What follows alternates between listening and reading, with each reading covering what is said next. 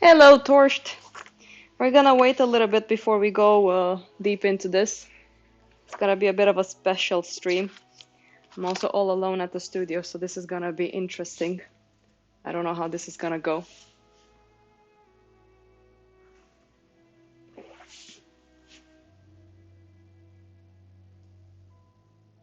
How are you? How was, what do you call it? Work. Being an adult and responsible. How did that go for you?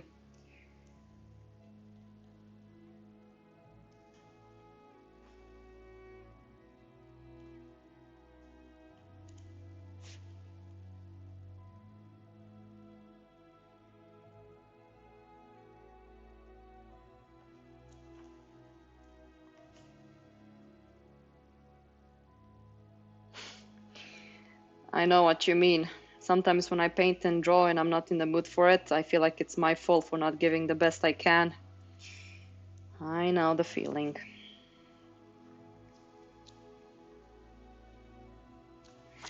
Now that I don't have Wilhelm over here, I'm not sure how to promote all of this. Should I make a photo and put it on Instagram? And I don't have Twitter on my mobile. So Wilhelm is on holiday. Te pupik, Tibi. Uh, and I am not really 100% sure how the Twitter thing works when it comes to posting on it.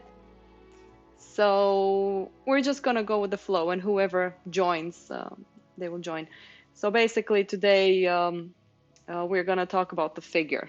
We're gonna analyze it together, and I'm gonna show some stuff that you guys can inspire from, books that you can buy, what's important when it comes to drawing, all of these things that I myself still haven't learned enough. It's never enough with art. You keep thinking that you've learned everything, that you've put all of those, 100 hours of work. I don't think it's enough.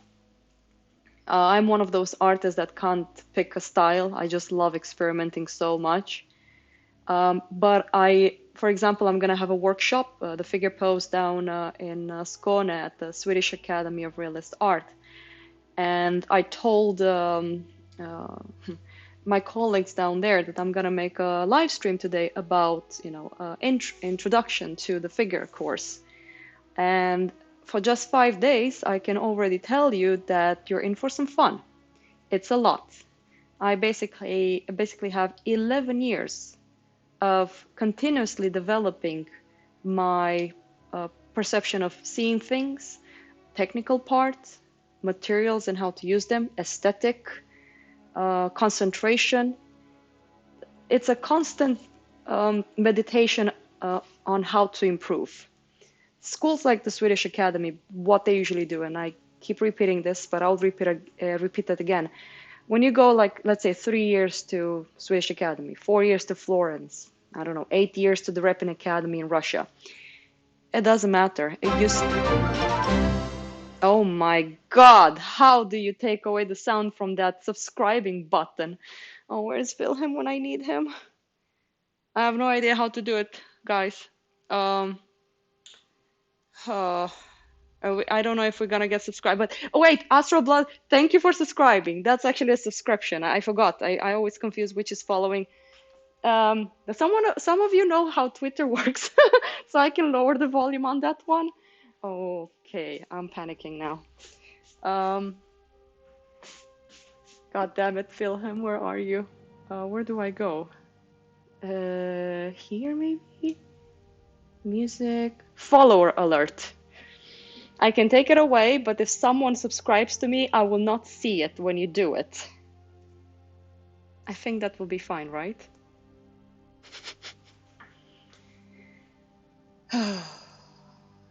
Does it have a volume here? Use custom. You could keep the volume. It's okay. Okay. Okay. I'll keep it. People hate Kapat. Hello, hello. Glenn, welcome to the club. Well, the slave, this is gonna be funny, but the slave is not here. He's on holiday. It's his father's birthday. He really regrets not being here. I can tell you that. He was quite angry about it. But I told him, like, dude, it's your father. Just go, and I will be okay. And it was like the worst timing for him to leave because we have a big thing happening. So my friend Vasile Marian, Mordicat on Instagram, he's gonna join me because this can be quite difficult to keep track of everything. Um, yes, Wilhelm is the slave to the Romanian kingdom. So where was I? God. Yes, there's never an ending story when it comes to learning art. So if people goes to schools or workshop, it's all about practice. And I'm going to talk about the most important thing when it comes to art. It's not, let's say, the final result of a drawing like this. Behind this here that you see, there's a lot of like practice, and I usually like to call it drawing and sketching. Like I have this, and I'm gonna show you guys. This is what I do for Patreon, and I've been pretty bad at it. I need to get back into it, but I had a lot to do. So here are just drawing and sketches. Hello, hello. Welcome to the Kappa Zone. So for example, I have a private student right now. It's very interesting because she wants to do architecture. And I was reading the qualifications for her to get inside the school, which is somewhere in England. And they were asking for a portfolio that has fine art in it, like drawing, still life, and so on. And I was like, okay, that's interesting. I was wondering why, but then I was like, duh. I mean, the power of sketching and drawing, in my opinion, and I've known people, for example, in the concept art world, they enjoy seeing finalized projects, but they want to see the power of creativity. Well, of course, creativity, you have it in the end product, but how did you get there? You know, brainstorming, fast sketching of ideas. You might have a client that wants to see something in 3 hours, or the art director that wants to see something on the spot, an idea. And I noticed even from my students, for example, at the Swedish Academy, when they come here, and it's nothing to be ashamed of. The first time I was introduced to sketching was through my friend Frank Top. I didn't even have a sketchbook when I started the Swedish Academy. Back then it was called Atelier Stockholm. It was located in Stockholm. I was very good at observational skills, so I could actually spend 2 months in front of a cast and make a perfect drawing out of it. No problem for me. Well, problem. I'm acting a bit cocky. I'm not saying it was easier. And I also started school with what we call the, like really talented and strong colleagues. And I was pretty much the only girl, so I had really rough competition because men are quite competitive. Women tend to be a bit more jealous, but I love men. They actually know how to compete. And I was lucky enough that they actually taught me how to draw from imagination because I was very bad at it.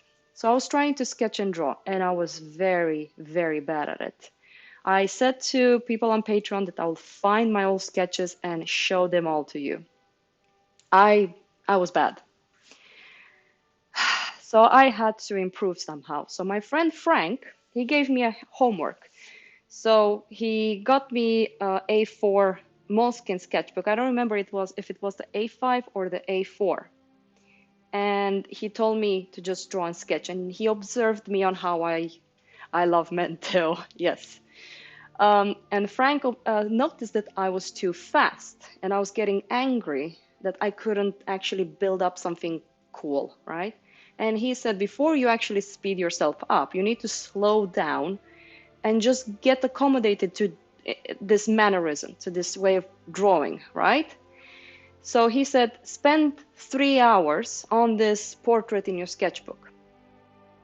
And it's kind of funny because I could spend 1 month on a cast, but for some reason it was very hard to spend 3 hours on a drawing of a portrait from the internet.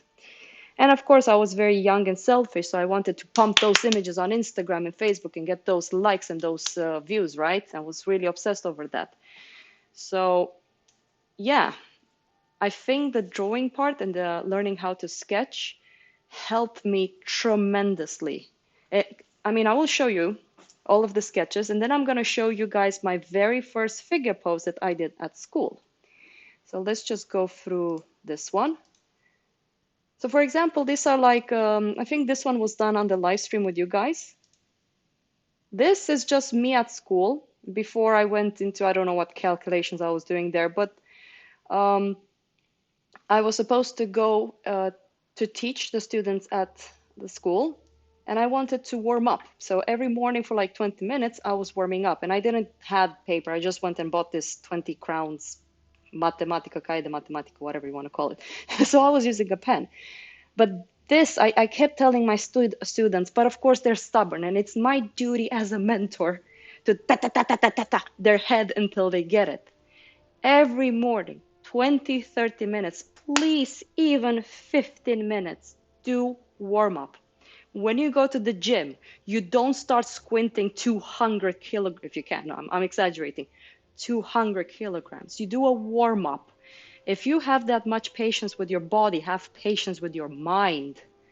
Like really get yourself warmed up. And it's very annoying because, for example, I haven't warmed up. So I have this piece of paper on the board where I'm just going to do some small little sketches. And I will show you that those sketches doesn't need to be perfect.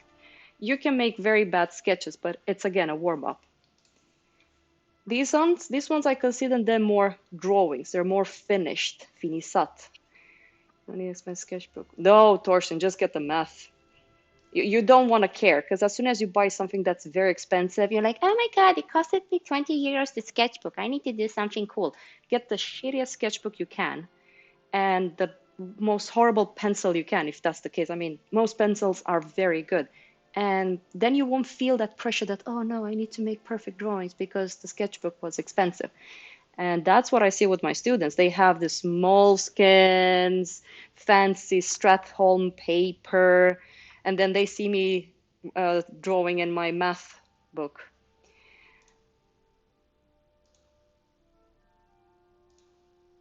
Some people will consider this to be like, oh, you're just copying. But yeah, that's how you kind of learn. You learn by copying. These are very fast. You know, go to DeviantArt and just write stock photos, people, whatever. There's so many talented photographers and people that put so much effort into giving people models so they can work from. This is more like, I really enjoyed drawing this page. This is when I was doing it every day, so I was so warmed up. And for example, I haven't been doing it every day, so if I get back into it, I will be a bit rough. For example, the characters, the one that you're seeing, the tiny little ones, that's actually a very good exercise because don't start too big. Start with quite small, I don't know how big those ones are. Maybe 8, 10 cent, I'm very bad, 8 centimeters, something like that. Well, the paper from the moleskin has changed a lot. I know what you are referring to. By the way, the character on the left down, that looks a bit like my friend Frank Top. It's kind of funny. This type of drawings. You see, like this, doesn't need to be perfect. I just told myself I need to do something before I start painting. Yeah. So this is one part of it. So now let's go into a figure I did back in school, and I think this one was 1 month of work. Of course, Monday to Thursday, 3 hours, 5 minutes break between, so 20 minutes, 5 minutes break, and then 1 10 minutes break for the model. I think you guys understood. So I hope nudity is okay on Twitter, otherwise, whatever. So this was my, not my first one. This is charcoal and chalk. So this was a bit later. And it took me, yeah, it was a 4 weeks pose or 5 weeks. I don't really remember. And this is charcoal and chalk on tone paper. We were putting background. I was a lot into the Russian drawing. So you see that little dark background? That's just me loving that design. And I can tell you, like, this was very stressful for me to do because I didn't have the power of the knowledge of how a figure works. And this type of academies, they're getting better as teachers. We're getting better, of course. When I started the school, it was more about observation, like, oh, look at this point versus this point, blah, blah, blah. So the model had to be very still. so we can actually draw them, like absolutely still. And it was hard for me because I didn't know much about the figure in itself. So, no, I don't think it's bad to sketch small, depending on what you want to do. When I sketch small, I focus on what I call the silhouette of what I'm drawing. Let's say, have you heard about silhouette drawing? Like in concept art, they have this silhouette, like a stamp, where you get an idea of the design of whatever the character you're doing. So something like that you can do. Let's see, I can show you if we go here again. Let's find the one that I'm. Sorry, I have to like click through them.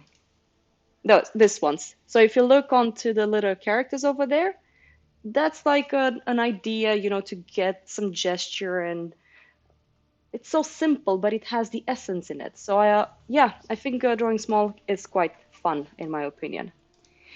So anyways, this was like 4 weeks. I don't remember. I think it was third year. God, I don't remember. That's how you know that you're getting old. And then this one, this is later. I was done with school, so it's like my 4th year. It's 3 years of education, and this was the 4th year. So I wasn't getting any critiques on this one. This was just me. And you can see that at this stage, in comparison to the other one, I got more into the construction method. I was looking at the figure, and she was way softer. I wanted to get that contrast and that power. And I was also sitting very close to the model and underneath her. So I was almost, let's say, just looking up at her face. And also the model, she was my friend, so she was very comfortable with me being very close. And I wanted this, you call it raccourci or perspective, I guess. And at this stage, I was drawing a lot. I was doing anatomy studies. I was actually reading a lot of, what's his name? Because I will actually suggest you guys some books.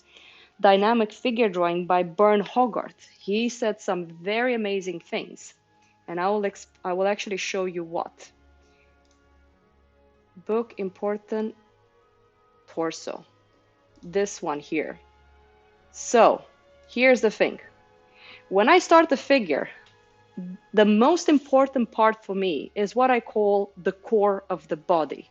So if you're looking here on the screen, this part here, that's my obsession. We will talk about seeing the whole figure, the envelope, the gesture, the action line, and all of that stuff. But this is from, what's his name again? God, I'm so bad with name. Bern Hogarth. Let's see, at least with sketches, the wedge of her foot is so cool. If I want to stare at the nude people for hours on end, should I get into art? Yes, you should get into art. So the torso is primary. Any movement in the upper or lower torso will immediately throw the secondary form, the legs, arms, and the head out of their previous position and into a new relationship. Oh my God, I'm so dyslexic. I'm sorry if it's very bad written, but I tried. Hey, William. Hi. Okay, so here's what books I think you should get. Where's the image? No. Where is my image? I want this one. Oh, it's because of this. There you go. So I suggest you guys get this ones here. Oh God, so many texts. There you go. No, William is not the slave. He's also a little bit of a slave, but not really like Wilhelm. Wilhelm is on a different level. He's not your slave. Oh, hey, Marianne. Yeah, I know. I don't know if we're gonna be banned with all the slavery jokes and stuff like that, but yeah, what can you do? So let's go back into this. We don't want to make too many bad jokes. We are trying to be professional here, okay? So these 3 books, in my opinion, for the fine art, they're great. These ones. The first one, figure drawing, a contemporary perspective on the classical tradition, that's really like the academic way of working. He talks about the envelope, points, and all of that stuff.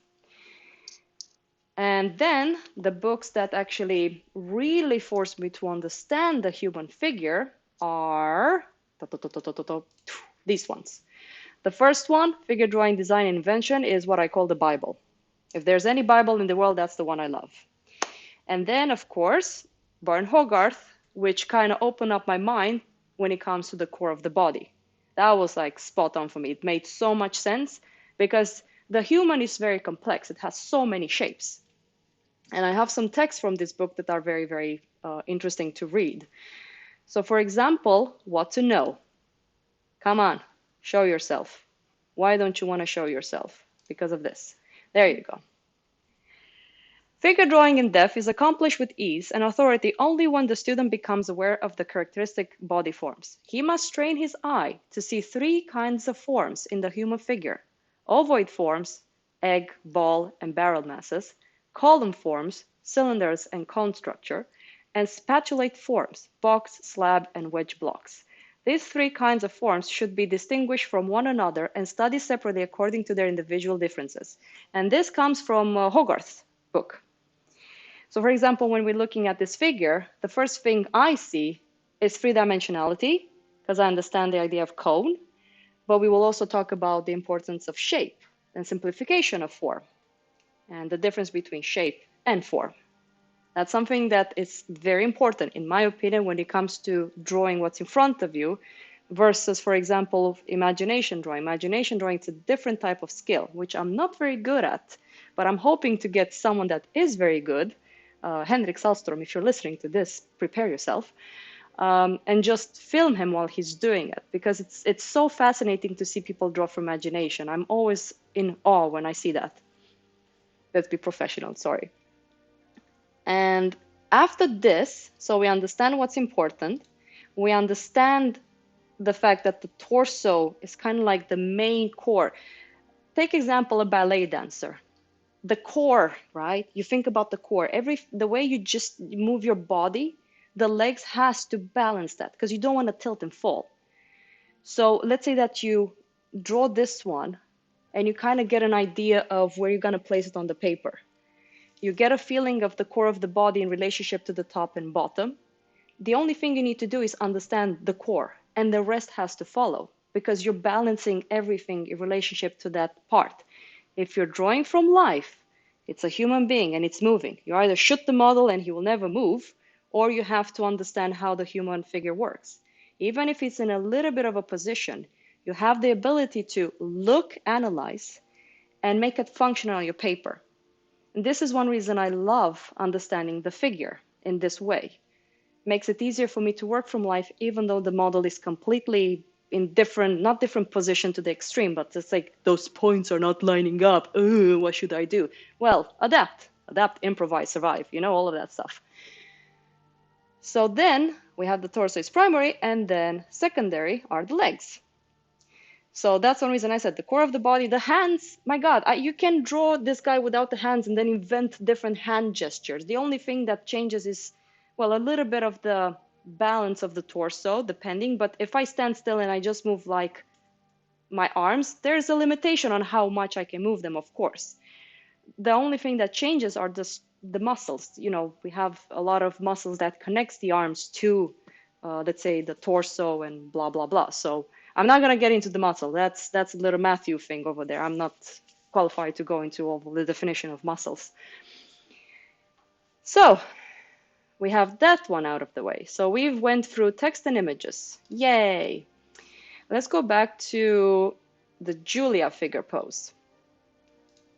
So I've had, when I was done with school, I was very stubborn. I didn't really paint it because I felt like I'm not very good at drawing. I don't want to use bad words, but I was really bad. In my eyes, in comparison to who I was admiring, I felt that I wasn't there. So I started drawing a lot. And I was going to the figure. I was drawing a lot from life just because of the challenge that I was getting from the model, sitting underneath her, always moving, trying to figure out how the proportions are working because I couldn't back up. can tell you my butt was hurting so bad when I was drawing this one. And then figure number 2. So this one, I think, is 2 weeks. This one is 1 day. So there's a different kind of style. And this one, I don't remember when I did this. Maybe 28? It's when I went with Sean down to Skåne. But if, let's say that if I started school now and I had no knowledge, I couldn't achieve this. I couldn't do this. So this is what I mean. Like there's a stretchiness in my time as me learning art, right? So if you start wanting to learn how to do the figure, don't expect it to miraculously fall everything in place. There's a lot of practice. I don't know, maybe you are one of those prodigies that gets everything in one go. Kudos to you. But it's going to be frustrating when you first start drawing the figure, mostly if you want to draw from imagination. You have to practice it every day. And yeah. All right, so that's another one. So that's charcoal. And then I wanted to show you guys a portrait I've done. This is also from life, and this is charcoal and a little bit of chalk. And this is done in 2 hours at the Swedish Academy. This is my friend Clara. Legends has it that Henrik Sahlström once traveled back in time under the guise of Leonardo da Vinci and painted Mona Lisa. Sounds pretty plausible to me. Yeah, I mean, if Wilhelm was here, he would say that it was James Cooper. But sure, we can. Hey, maybe Henrik went and taught Leonardo da Vinci, not Leonardo da Vinci, Michelangelo, because that guy apparently drew a lot from imagination. I don't know. They keep saying it, but we don't know. But yeah. This is a no, sorry. This is a close-up. So here's another thing. When I draw from life, what I like about drawing from life is that if you start too fast with photographs, and we're going to talk about why we have a master copy on, if you go too fast and you draw only from photos, in my opinion, it kind of hinders you when it comes to artistic expression. Marianne, how would you explain it? Why is it good to draw first from life rather than from photos when you start learning how to draw and paint and all that? Marianne disappeared. You have more information to select from. So when you draw from life? Whenever you draw from photo, you can, I wouldn't say your values can be whatever you want them to be. Mm. I mean, I guess you can if it's a really good photo. You can manipulate it back and forth and get, but it's not the same as drawing from life. Mm. But it's also like it's that particular challenge when the model is moving a bit makes you, I think, more observant and quicker. I think it's like the quest. You have 2 hours. We have to complete an artwork. How good are you at designing and simplifying the information in front of you by still grabbing onto the essence that's important? I will simplify it in that way. For example, right now, I think people that works and studies directly from photos, their artwork looks too photographic. But in my opinion, you can paint from life and still paint like you're painting from a photo. You just have to draw everything you see with open eyes. And this is a philosophy that we can go on forever, like squinting, blurring, simplifying the information in front of you, using certain tools to just make it easier, blah, blah. I don't, so much to say about that stuff. Yeah. A tiny bit up. I will raise up his voice. There you go. So let's continue. It's a lot nicer to work from life. Yes. And this one, for example, was also done in 1 day.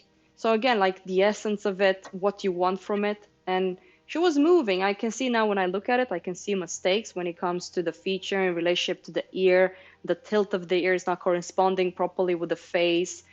So you start understanding all of this because the angle of the ear helps with the placement of the features onto the egg shape of the head, for example. Are you in Stockholm, Vasile? No, he's in Romania. Poor bastard. No, I'm just joking. Okay, so we're done with these ones. What's this here? Figure back, figure front. So this one, This one we talked about. Okay, understanding basic drawing of the figure. So what I do, what I've done to help myself and my students is notice, there you go. This is the back, the front. So this is a schematic that I've created in my head. When I look at the figure, like for example, this dude here that we're gonna draw, I see a ooh, like this is a little face, like the belly button is the mouth and the nipples are the eyes, and he looks like ooh. It's a bit weird, I'm insane, I know, but I had to make it fun. Ew, fun. But yes, so you have like, if you think about the core of the body, where you have the pit of the neck, the one with the blue, down to the xiphoid, to the navel, to the, I call it intim part, you're kind of creating a middle line that cuts the core of the body into two. And that middle line can be basically the gesture line of all of your figure, because that's the one you want to follow. And then the rest, you know, like, of course, you're seeing from the top of the head to the bottom of the big toe. Let's just say like that. But for me, I analyze the torso after I see the whole figure and what gesture I have in front of me, because I know that if I understand the core of the body and I nail it, the rest is a piece of cake for me. So I was in conflict with some of my teachers at the point. They were telling me like, can you work a little bit more on the legs? And I told them like the torso, the core of the body doesn't feel right. There's something wrong with this side. And I know if I get this to work a little bit as a whole, not finished, but a little bit as a whole, the legs will have easier times following. Of course, sometimes I'm wrong, because even though you start with the torso, it's best to leave it a little bit and work on other parts, because maybe something is not really connecting. So you need to try different things to be able to solve another problem. So what can we say about art is that it's a problem-solving game. It really is. Ignore the real faces, gives the torso a face. Yes. I can tell you that I had issues with the face. I was so obsessed that when I was when I was painting the figure, I wasn't very good with painting. I actually put a piece of paper on top of the head, so I would actually work the other parts of the figure. And another thing, if you're doing the figure workshop, we're not doing a portrait study. The portrait doesn't need to look like the model. We're doing the figure. So I will be very specific with that, because I don't want people to end up spending too much time on the portrait, ignoring the essence of the workshop. My God, look at me getting into teaching mode. Okay, then we have the back. The back was kind of hard to really figure out. So I've done this schematics with little Matthew. I mean, Matthew McIntosh. I call him little Matthew, but yes. So we were sitting down and we're trying to analyze a little bit the figure, because it's very important. I was talking to someone at Grand Central Academy because I was very curious how they're being taught. And I know that the figure is handled by Colin Berry. And she studied around the world, like with the Russians, with somewhere in Hungary, as I recall, like an academy there. Anyways, so he was the person, I think it was just Jorge. I keep forgetting his name. I'm sorry if I'm butchering your name. But he brought up all of these points. So you start with the top and the bottom, do a little sketch and so on. But at a certain point, once you've sort of measure out the midpoint and such, and you really want to start to commit, that's when you go for torso and start thinking about these things. Yes, that's pretty much what I do. And I realized this. I realized that this is how I think when I worked with a pen. So I couldn't erase. So I was like, how the hell can I do this without making mistakes? So it was, I remember I was starting with an idea of the head, because the head, I was working on an A4 size paper. I had an idea of the top and bottom, and I was visualizing the figure onto the paper. We can talk how you can actually practice that. It's something called envelope or lay-in. So we will talk about that. So I was trying to see the envelope of the figure onto the paper, so I know that I can actually put everything in there. So once that was there, I was starting with the head.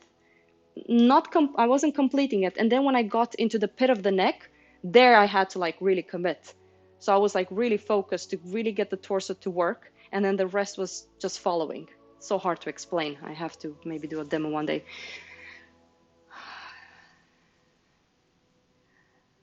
I mean, there's a reason why I don't do portrait workshops, Torsten. It's very hard. It's very hard. If I ever do workshops, portrait, it has to be, students needs to already have an education before they come and study under me. Otherwise, I'm just going to lose my mind, give up on life. Okay, let's talk about the envelope. And we can talk about the barks. So here's a typical bark. The first stage of that bark. You see how simple it is? And you can see those little lines that kind of, how should I even explain it? They're very straight, but there's just a suggestion of where it will be placed. So imagine you're moving and you have this marble sculpture. The envelope doesn't need to be uber perfect, and I have a text that I grabbed on from a book that we will read together. The purpose is that you know that when you move, that marble cast will fit perfectly in the box. So the envelope is quite primitive in its shape. Doesn't really have this, what's not concave, like this soft lines. Because, you know, it's a box. You don't have time to like really go around it. Otherwise, anyways. So that's pretty much what an envelope is. It helps you with understanding the composition and how much, what paper shape you need for the specific subject you have. You basically envision your subject already on the paper because of understanding what envelope/lay-in is. For example, if we can go to, let me find out sketches, text and images. For example, this book, the first book by Anthony Ryder, he calls it an envelope. And then Chris Legaspi, he calls it lay-in. So apparently some people names it in a different way. I love Anthony Ryder book when it comes to the traditional atelier work, but I would choose Chris Legaspi over the other one just because he also explained the gesture and that philosophy that, for example, these two go more in depth in. So that's one reason I have them separately, because if you're on a budget, I would suggest get the Bible, the Figure Design and Invention, and then Life Drawing for Artists by Chris Legaspi. Those two books, in my opinion, they're gold. Okay. Where was I? Figure, Okay, we were envelope, and then there you go. The envelope. The first phase of the blocking is an exercise known as the envelope. The envelope is a general estimate as to the shape of the whole pose. It's a large, simple shape constructed of no more than 6 lines. Whatever. The envelope doesn't have to fit like a glove. In fact, its points are almost inevitably out of place. It's an estimate. It conveys important information about the proportions, orientation, and location of the drawing on the page. Anthony Ryder. Yeah, I mean, I love those books. I mean, I have too many books if you ask me, but it's always good to have them all. That's where all my money goes to, mostly last year. Oh my God, don't even get me into that.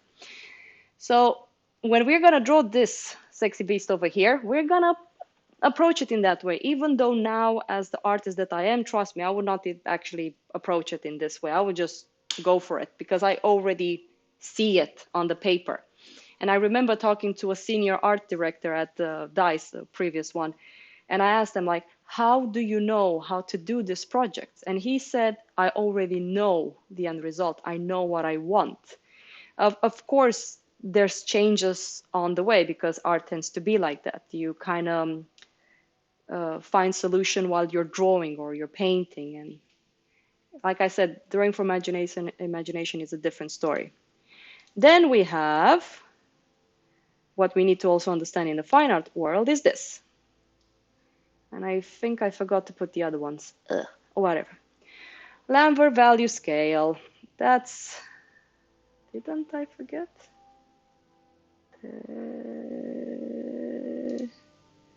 No, it's actually here. Yeah, there you are. This one. So we're going to talk about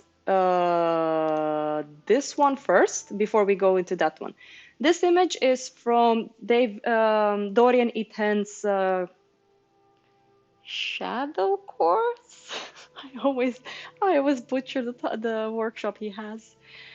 I really suggest you look into this workshop by Dorian Itani. He has his own site. You can participate in his courses. It's brilliant. Like that shadow rendering course he has. God damn it, Torsten, help me here. Shading course. Yes, thank you.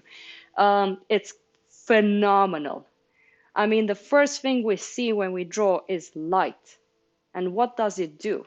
If you understand the science behind light, you can even work from shitty photos and reinvent the light if you understand the form of the object in front of you that you're drawing. Like when I drew a horse, like the Josie Wales commission, that horse, it was lit opposite way. So I had to like reinvent the light, and I had to like really go like, how does the horse work? God damn it, I wish I had a horse so I can actually touch it and feel it and get an idea of its volumes. But all of those little terms over there, in my opinion, is very important for even a teacher to know. And I know some of my colleagues say that you don't need to know all of them. I'm like a nerd and I want to know them all. So, for example, I love the way Dorian calls it country of light and country of shadow. Like, let's become a bit more childish. And it's brilliant. Because what does it do? As soon as you separate the two, you are simplifying into just simple shapes the information in front of you. Light shapes and shadow shapes. What's in the light tends to have more form because there's more information that's being lit. So you're getting more what we call them halftones. A lot of people confuse halftones with highlight, what you call it specular reflection. And you need to be very careful. Highlight is completely different. We all have a highlight on the nose because it's more oily. Maybe you use a lot of powder. I don't know, your obsession with it. You want to have your skin flat. I don't know. But that's basically what it is. And then the shadows, they tend to be flatter. And I love the way he brings up the moon as an example of how, what do you call it, reflected light actually works like. There's no reflected light onto the moon because it's the space. The light doesn't really reflect back in that way because there's no planes for the light to bounce off on the dark side of the moon. Yeah, I hope so too. Well, it's very, very brutal. You have the Terminator that terminates the light. I'll be back, you know. I kind of love making that joke. And then you have something we call a core shadow, that one of the books that I recommended for you guys. If you look at the Russian drawings, they really abuse the core shadow because it's a beautiful effect to do when you're creating you're not, let's say, going for the full-blown value. You're using more of a limited full value range. And we will talk about what's full value, what's middle value, and all of that stuff. So they're exaggerating the core shadow, and you will see so many artists, like for example, Marianne. I know that sometimes you leave the shadows quite flat and you have the core shadow a little bit stronger, that you created this aesthetic that's completely beautiful. That's what I liked about it, and I kind of stole it a bit from you. So yes.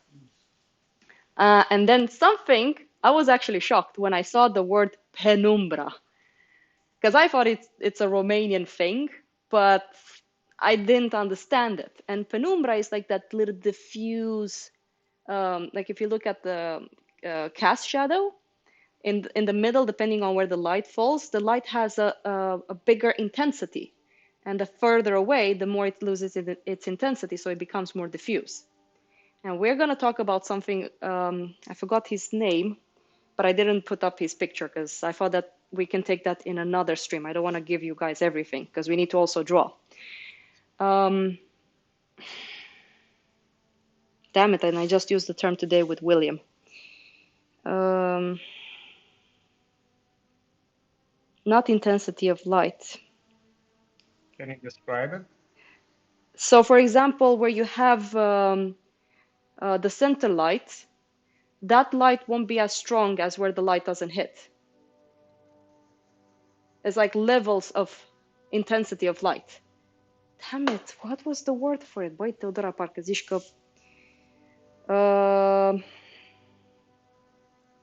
And that's... Form light or No, no, no, no, no, specular? no, no, no. It's not really a definition. It's something else.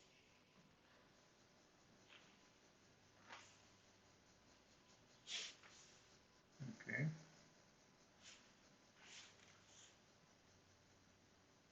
Băi, îmi stă pe limbă.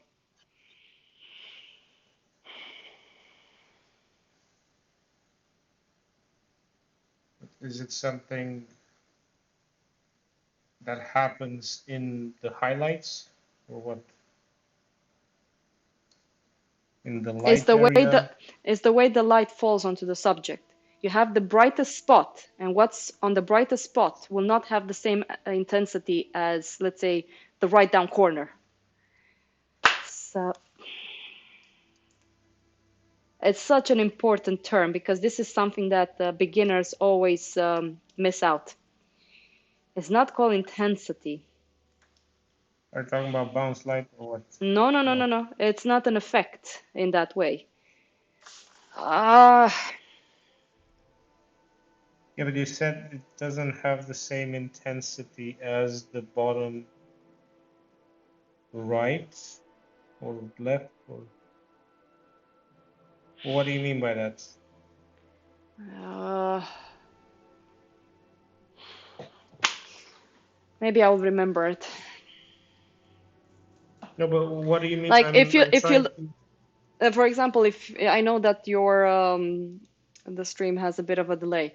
So for example, the Okay. light here will never be as bright as the light here because the light hits pretty much this area.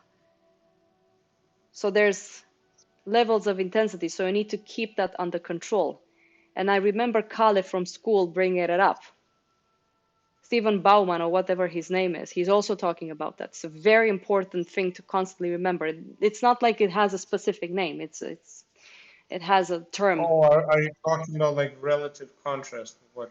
Not the relative, but The fact that I'm so the sorry, light everyone. gets weaker as it's Intensity. Isn't it intensity? intense. No, I already Yeah, used that word. Uh, but it is intensity still. okay, I will just leave it. I will remember. I have my teaching notes at home. I should have brought them, but I forgot about it. I'm so sorry, everyone, but it's how I am. If I can't remember, I can't focus on anything. Okay, so we talked about a lot of stuff. You're saying that the highlight closest to the source is stronger than the highlights more downward on the body, right? Yeah, you know, you need to have a fluidity of light. So where the Okay, light first falls on, let's say other okay. parts will never have the same percentage of light as it has Yeah. where the center light is. But I know that some teachers have gave it a specific name to it that makes it easier for the Oh, student to okay. understand, but I just can't remember it. Sub bitches. Hello, hello. Oh, hey, Alex. Hi, pankaka game, pankaka kor. Well, the inverse square law. I mean, that's very fancy. When I remember, I will let you guys know. So right now, let's just get into drawing. I hope I'm on. Yeah, I'm on schedule. So we've been talking for like 1 hour about the figure in general. So I will actually try to draw here and just show you guys a little bit of. This is the hardest part. You need to like show off a little bit. So I have something on my screen here. I basically got it from DeviantArt. Beautiful model for free. If you can donate to the art, to the photographer, please do. I don't know how many times I've done it. So for example, I have a very, I don't know if I should show it. Oh, whatever. If we get banned, we get banned. That one over there. So when I look at her, I understand the top, bottom. I can feel where the middle is. It's almost equal, almost equal. So then my brain cuts this in two, and then I focus on this, and I try to understand from the pit of the neck to the xiphoid, to the belly button, to the intim part. It's a gesture. She has what we call the tilt in the pelvis, Marianne. What's the name of that one? What? You know, when you have a model and you're asking her to really have that pelvis part. Come on. Contrapost? Așa, mă, contrapost, mă. So I can also see, like, we have a side view of the pelvis area. A thing that I actually got taught by Penilla, and she's amazing. She said, that the core of the body, she didn't say core of the body, but she said pretty much the center part of the body is like a pillow or like, cum se zice, Like a bean. yeah, like a bean. So for example, if I want to draw her, I can actually see it like this.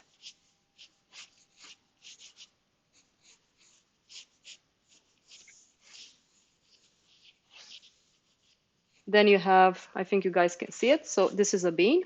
Then you have the pit of the neck, the xiphoid, right? The navel, sorry, and the intim part. It's very exaggerated, but this is pretty much what I tend to do also when I start the figure. And this is actually my friend Sean noticed this. I tend to exaggerate when I start the gesture because by doing it in this way, I give more energy to my figure. I was never a fan of look for points or look where this point is in relationship to this. For me, that always came a bit later. I just wanted to use the full force of figure drawing to get energy before I went into this academic way of seeing things. And that's one reason I showed you all these books that I suggest you get. Okay.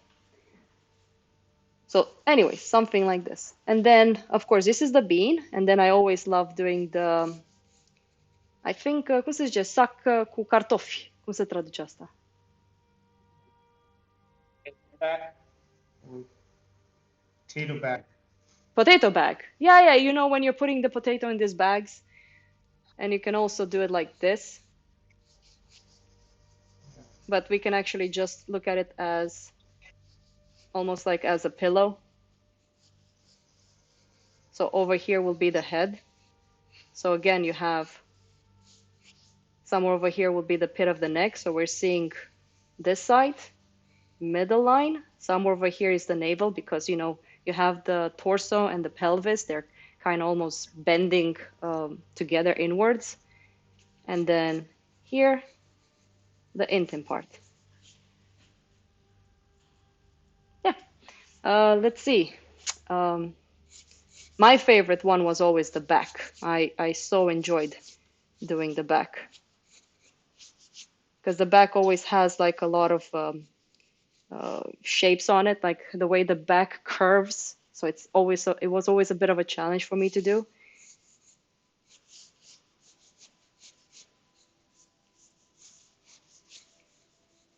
See, somewhere over here is the butt crack.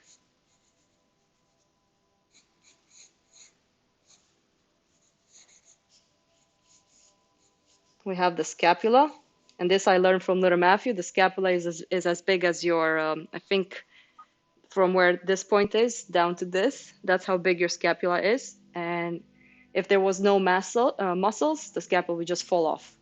Like there's some bones that are not really connected. I mean, no bones is really connected, but they don't really touch the bones in that way. It's really fun. Like once you understand this. So for example, I have the torso, then I can, I don't know, let's invent a leg. I want this leg to go this way, right? Like this. And then I want this leg to come forward.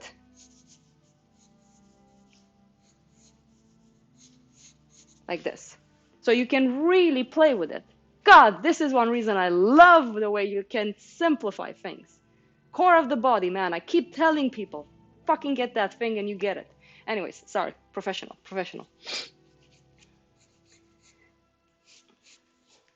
Let's see, what else can we do? I'm not even looking at her. Poor thing. She's like there posing for me and I'm not even using her. Let's draw more little shapes. Let's say that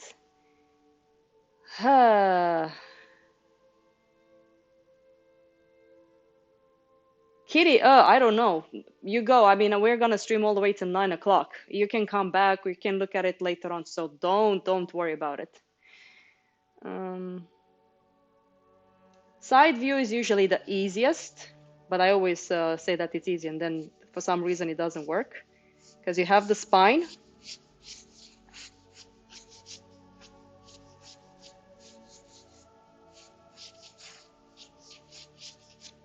There you go.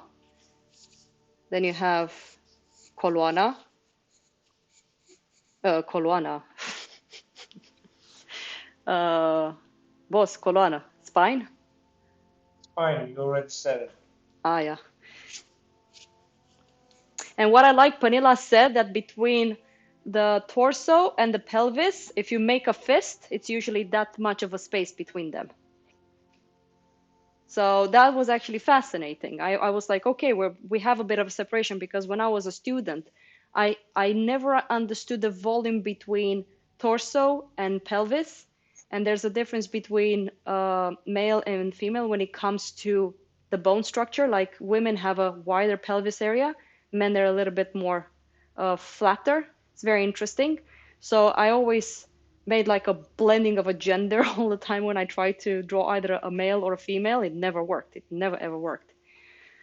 Then you have Corona. Wait, what? I didn't say Corona. Anyways, Coloana. Ah, whatever. Okay, we have that. And then, like I said, small little characters.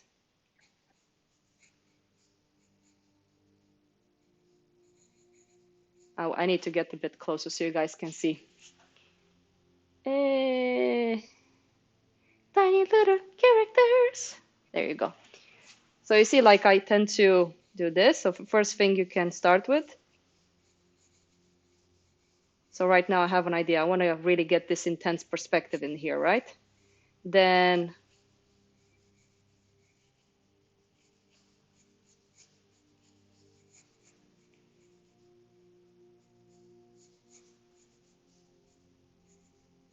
I don't know if you guys can see.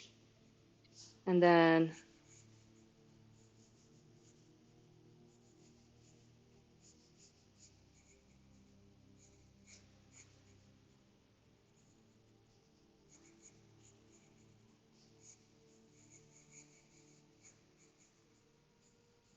like stuff like this, I couldn't do.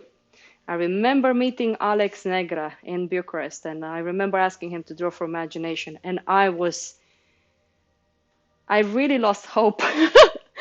When I met the people that could draw for imagination, I literally lost hope because I couldn't do it. I'm not special enough to be able to do it. So for me to be able to do it, I learned in a more scientifically way how the human figure works. And there's another book, but I forgot the name of it, The Human Machine. I have the book in the back room. Do you remember the name, boss?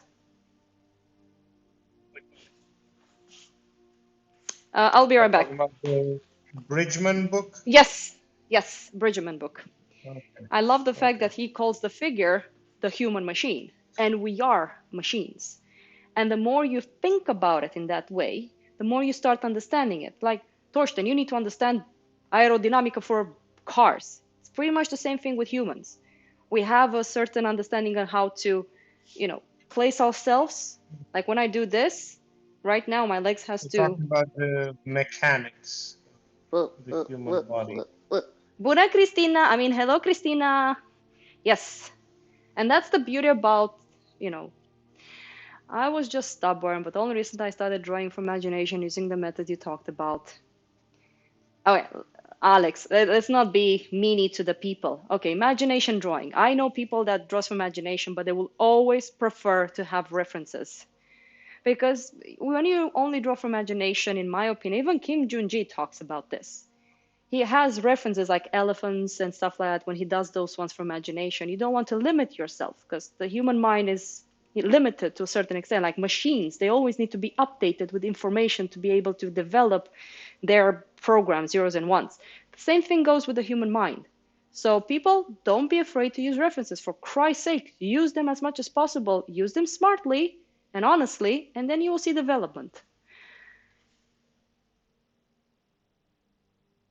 For me, I'm not really, I don't really draw from imagination as much as most illustrators out there, but when I started doing the screen prints, I had to like really get into it.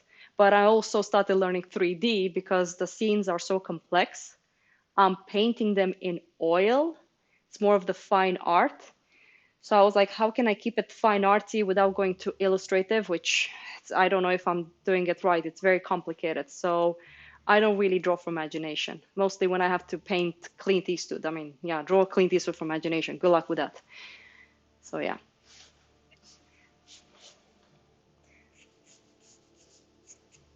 So let's, I think I should move the screen down a little bit. Well, the screen, this one.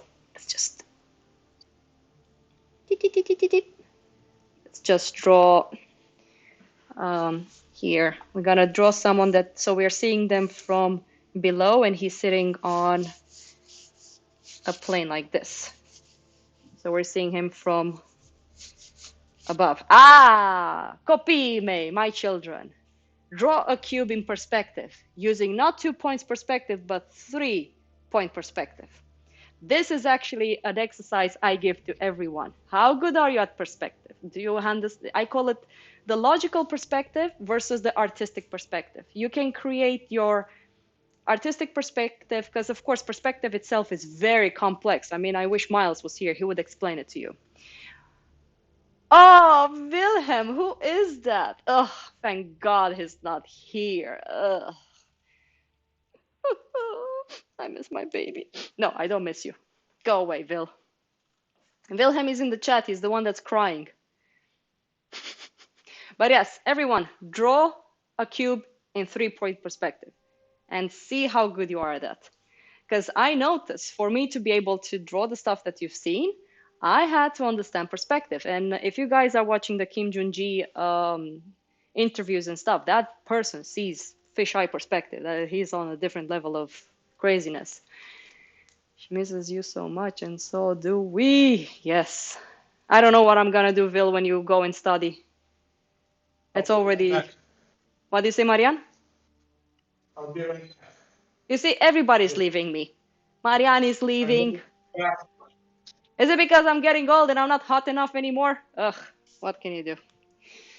What can you do?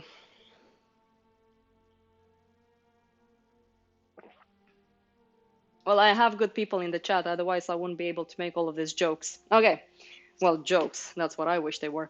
All right, so let's continue with this one over here. So I know that the pelvis will be somewhere over here, so we're gonna see, so he's bending forward. And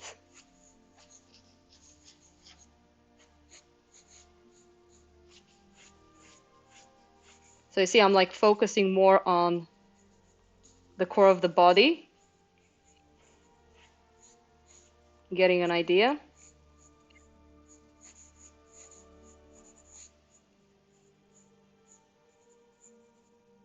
So he's kind of like holding himself, and then we have the legs here. Wait, it's going this way.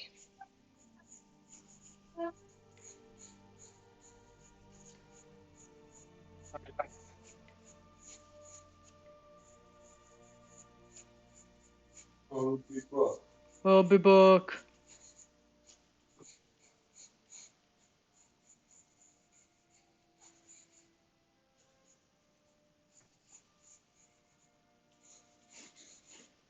I hope you guys can see it. Yeah, I mean, I think I will look good blonde, but apparently it takes so much time to like bleach your hair. I don't know if I have patience with that. Wilhelm, if you want to join, let me know. But you're on holiday, dude. You're supposed to, yeah, monkey. You're supposed to be with your family. So there you go. That's the beauty about learning figure pose drawing. And it can become fun. At the beginning, you will be frustrated. So you have some books that go so in depth in it.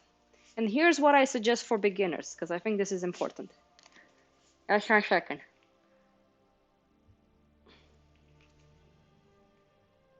Okay.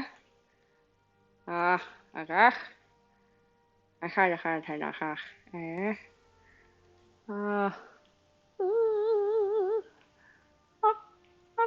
There you go. So let's just take this piece of paper and put it on the other side. Now I'll explain what I think. And this is actually an idea I got from someone on YouTube. I forgot his name, but he has a way of making a lot of jokes while he's trying to teach. Like I think he has a video on in saying that he cracked Kim Jun-ji's way of drawing, and he's very cocky about it. And I was like, what is this guy even saying? And when I watched the video, I could see it was a bit of a satire to it. So he was just joking, saying how good he is, and I forgot his name. I love that guy. He's so fun. Okay. So they all tell you to learn, about how the torso is, get into it and draw this. Like this is the torso area, and learn how to draw the pelvis, something like this, and how to connect them, blah, blah, blah. This is already, maybe Alex, you might know him.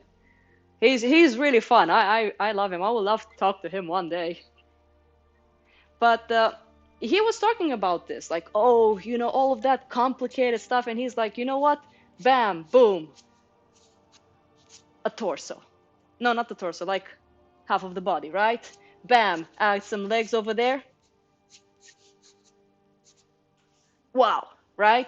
Not like, oh, you have a cylinder. Again, this is more advanced, and in the long run, in my opinion, you're not gonna end up drawing like this. You want to do what Kim Jun-ji does, get into those sexy ass, figures instantly, where he draws the nice looking boobies, right? And the nice looking ass over there. And the arm, ooh, touching her butt. You want to go and draw directly like that. But of course, before this, you have to go through here and then go into this where you learn about,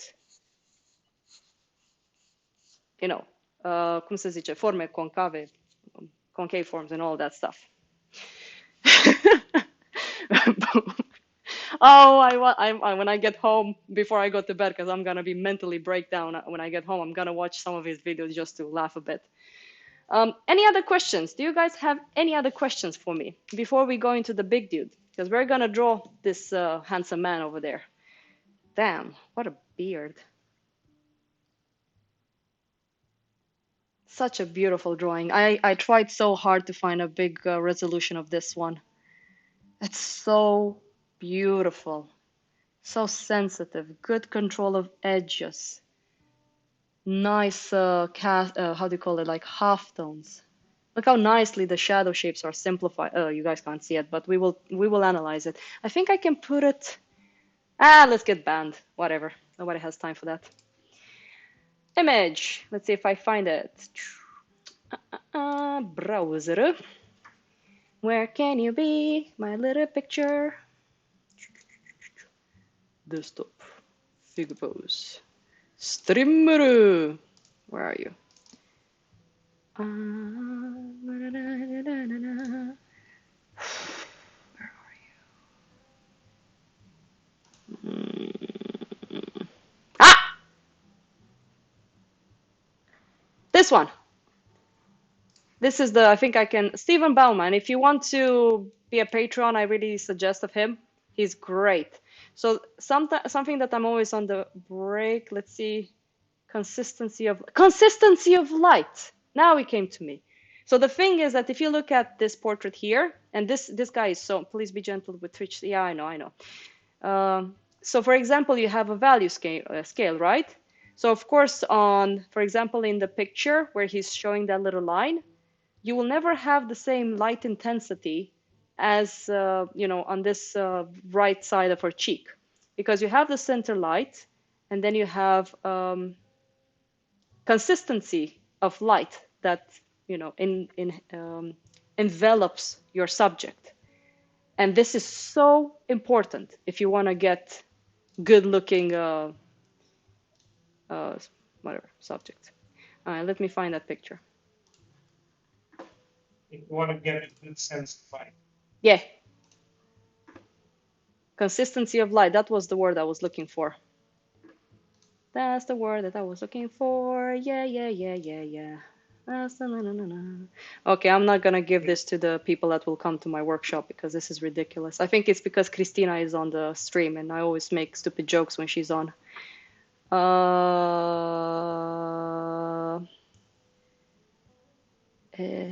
Company. God, I really need to clean up this. Work files. Teaching.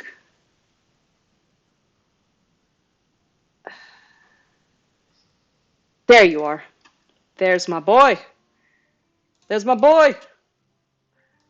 There, there he is. Yeah, blame it. So, yes. So this is the figure that we're gonna be drawing. So you can see how beautifully, like if this was a photo, you would see so much more in the torso and variations and stuff. This is just a study. And the difference between, let's say, a figure study versus a finalized project, like let's take Florence Academy, where they have those beautiful backgrounds. For me, that's more of a finished work. And I don't want to be mean towards people, but this is one reason I believe in actual studies. Because spending 1 month on one figure, let's say the semester is 3 months, you don't really get enough practice of the beginning, the basic of the figure.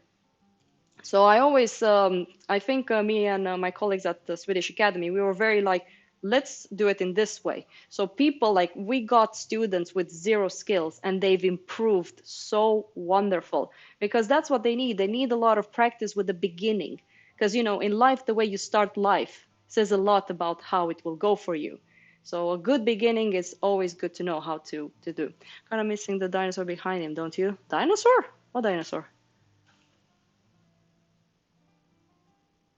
Anyways, so let's say that this drawing was done maybe in 1 week.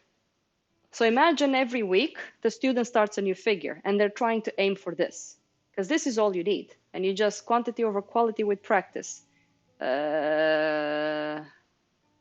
Well, you still want quality. That's one reason, for example, when I started the school at Swedish Academy, they instantly put me in a 5 weeks pose.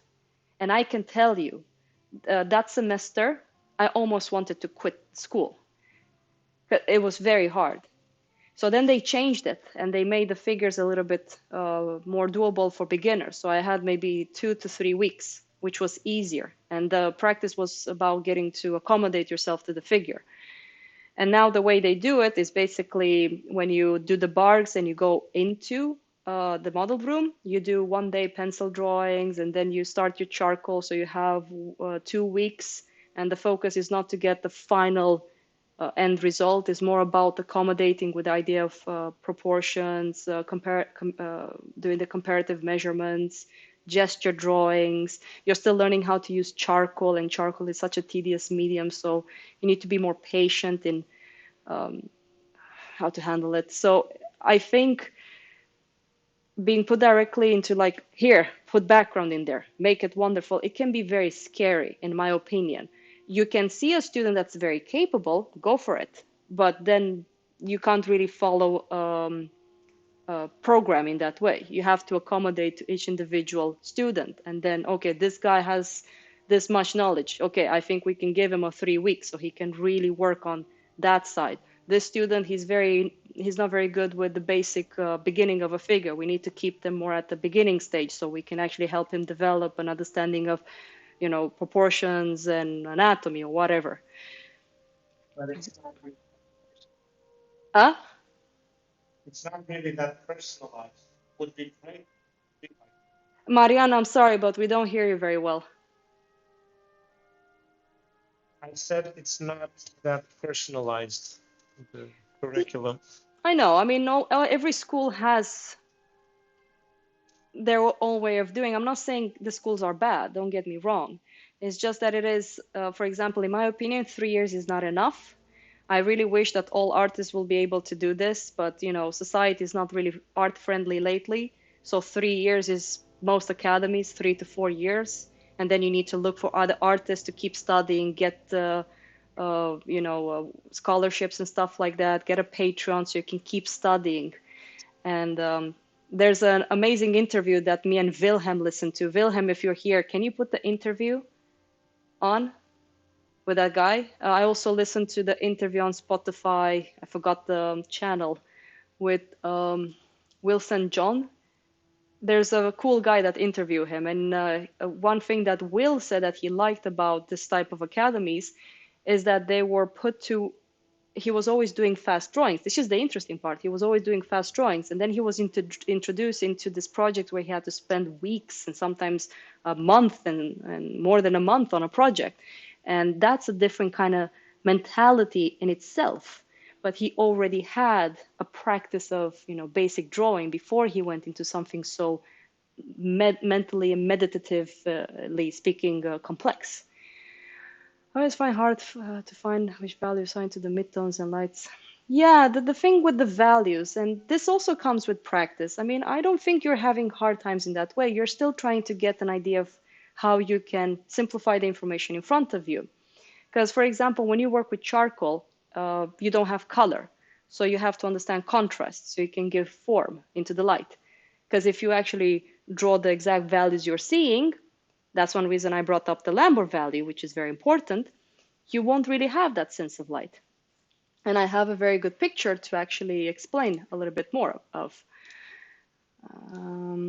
Let me find it. I think I already put it. Value. Okay, let's take this one. It's huge, so just 1 second. I don't know how to make the images fit to screen. God, I have so much to learn. This will actually explain a lot. This is an experiment I did for my students in Photoshop to explain to them the difference between color and black and white. So for example, red tones, really warm tones, they tend to feel darker in value. Because I noticed something about the students, beginners, when they were doing the figure pose, mostly when it was a woman and she had a lot of, her cheeks were very rosy. They were doing that side of the cheek very dark. And I was wondering, and I was asking them, like, why are you doing the cheek so dark? And it was like, oh, the value feels darker when I look at it. And that actually blown my mind away because it made no sense for me, because when you squint down, that's the beauty about squinting. When you squint, you neutralize the color, and then you see, in a simplified way, a compression of whites and darks. So that's the Dorian 10 thing, the country of light and the country of shadows. So that's what squinting does. But of course, when you paint, you need to have a balance between squinting and having open eyes to see the color. And that's a different story in itself. So for example, when you look at the Sargent painting, you have the original and then the Photoshop manipulation into black and white, and you see how flat it feels. And then what I've done, I overexposed it a little bit, maybe a bit too much, but I wanted to show the dramatic sense of light that you have to work for to be able to convey it when you work with black and white. For example, when I was working in Photoshop, I had issues feeling the color in a digital format. So what I was doing grayscale and then into color. But I noticed that at the beginning, after I did the grisaille and I applied the color on top of it, the colors were burned. The whites, I was putting red over the whites and it didn't work. I was like, why is it not working? And then I looked into an artist that was doing it this way. So his grisaille before color was dull. The whites weren't white, they were 80% gray. So when he applied the color actually stuck to the gray tone. Because every color has a value to it, depending on what you're after with it. Oh my God, this is so much to talk about. Marianne, where are we? What's the time? Holy Christ. It's 20. Actually, what? Yours is like 23 past 7. 7:23. 7:23, perfect. Suntem la timp. Yeah. So we're gonna do this little guy, me. Okay, let's just go into it. Even though, because we are going all the way to 9. So we have, I have time. 1 hour and a half, perfect. And another thing, Christina, and this is one thing I like about listening to Paul Imbrenson's videos, because he said it himself, when you paint from life, in general, in his opinion, and I truly agree with him. You're doing an indirect comparison to what you're doing on your painting. Because if you're going for the full color, full value, the materials are limiting. So this is one reason the thing called Big Look exists. You're putting all the information in there because you're trying to get a value scale, but it will always be an indirect comparison of what you're actually seeing, because squinting does one thing, open eyes does another thing, color theory does another thing. So it's all about how intelligently you translate all of that information onto your canvas to make it appear and get the essence of what's in front of you. And that's one reason art has this magic to it. It's like from a white piece of paper, you have something on it. And it takes a lot of skill. And I've seen what you can do, Christina, and I think you're amazing. And I told you the reason right now why it's hard for you is because you have life. And that's one reason I wish every artist in this world would be able to draw and paint whenever they want. But, life. We do what we can, right? Okay, I'm gonna take all of this down. Well, I have to jump over wires over here. Where is my slave? I miss you, Wilhelm. Dunk. Any other questions, everyone? Whoop. There you go.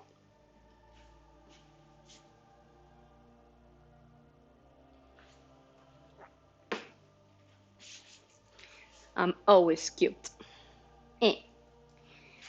I love the fact that this board belonged to one of my best friends, Tina Lila. I love how she wrote her name. Tina, if you're watching this, thank you for the boards. Okay, let's raise up the easel a bit. There you go. Do you see the lower part? Nope, so I need to back up. There you go. Let's take this one away so people won't feel a bit. Come on. 1 second.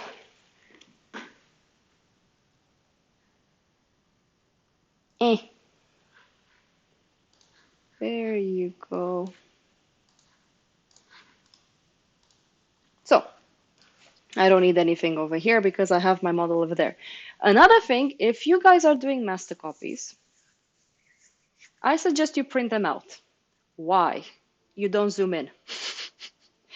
And I'm actually thinking, because I was watching this Russian artist, and he actually had all of his references printed out. Because I have a tendency of zooming in so much on my reference, and that's stupid. That's one reason I love having this. You see, it's not very big, but this is enough. So when I paint, I try to have the reference as it is. Sometimes, sure, I zoom in, but that's really rare. Like I had the dog commission, I just didn't zoom at all on it. So when you print it out, you can't zoom.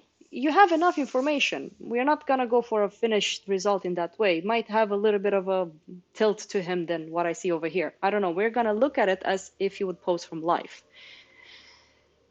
Okie dokie. Jesus Marian, is it better like this? Print out your figure rather than having it on screen? Yeah, I think so. I think so too. Okay. I mean, it's ideal, but it takes time. So I rarely do it. To print it out? Yeah. You got the same printer like me, just do it. Yeah, I know, but just welcome, Snowblood. Yeah, I know, but Snowblood, welcome to the Cuppat Zone.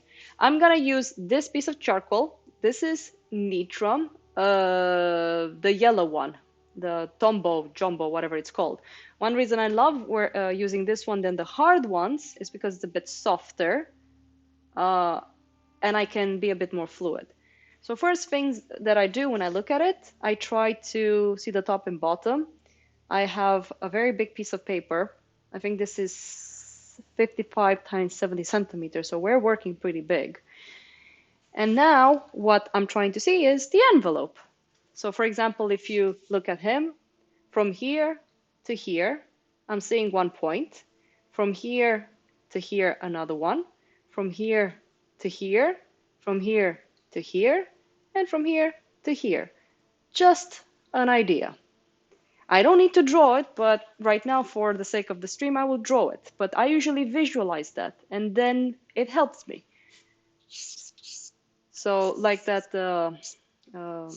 thing that we read. Oh God, okay, I have this one here.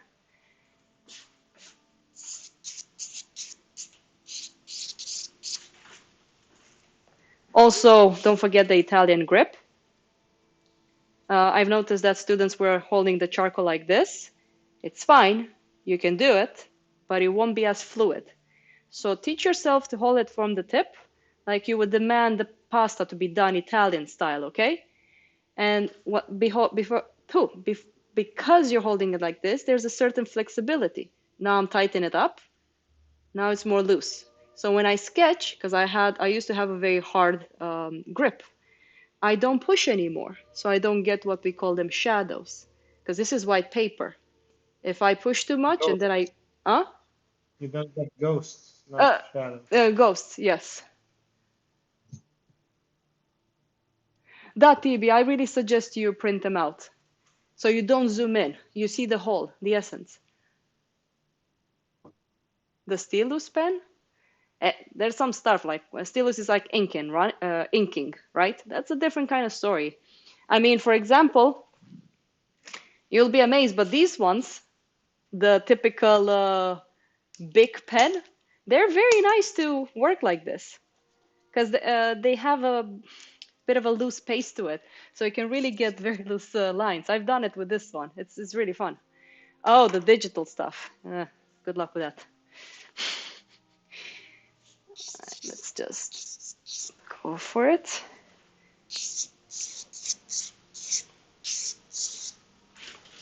There you go. It's almost like a coffin. Kind of sad, but yes. Very loosely. And I'm so loose that I can erase with the side of my hand. Don't erase with this part. If you guys will see, because I like working with my hands. But if you guys want to work with this side, wash your hands properly, because we sweat and you don't want to get your hands oily. Al dente. Oh, yeah, that works as well. So for example, this side here has less fat. So I usually tend to do this instead of using the soft eraser. I kind of like having a little bit of a ghost line to my drawing. All right. So now the first thing I want to do is get an idea of where the middle will be. So everything is a guessing game. So we're doing what I call healthy mistakes and just putting some notes here and there just to get an idea. Right now that is a bit too high up. So let's just do this.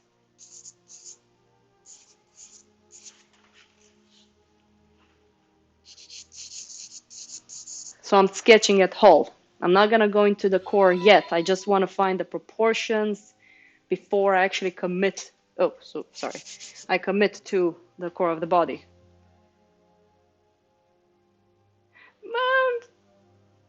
Yes and no. I mean, it depends how fat your fingers are. Then yeah, sure. But it's not that much of a problem. I mean, sometimes I use my finger even with pencil and it wasn't really a problem for me.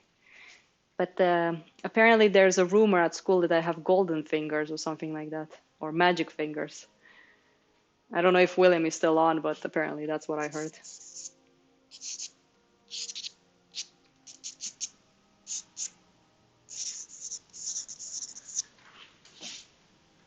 I also need to back up.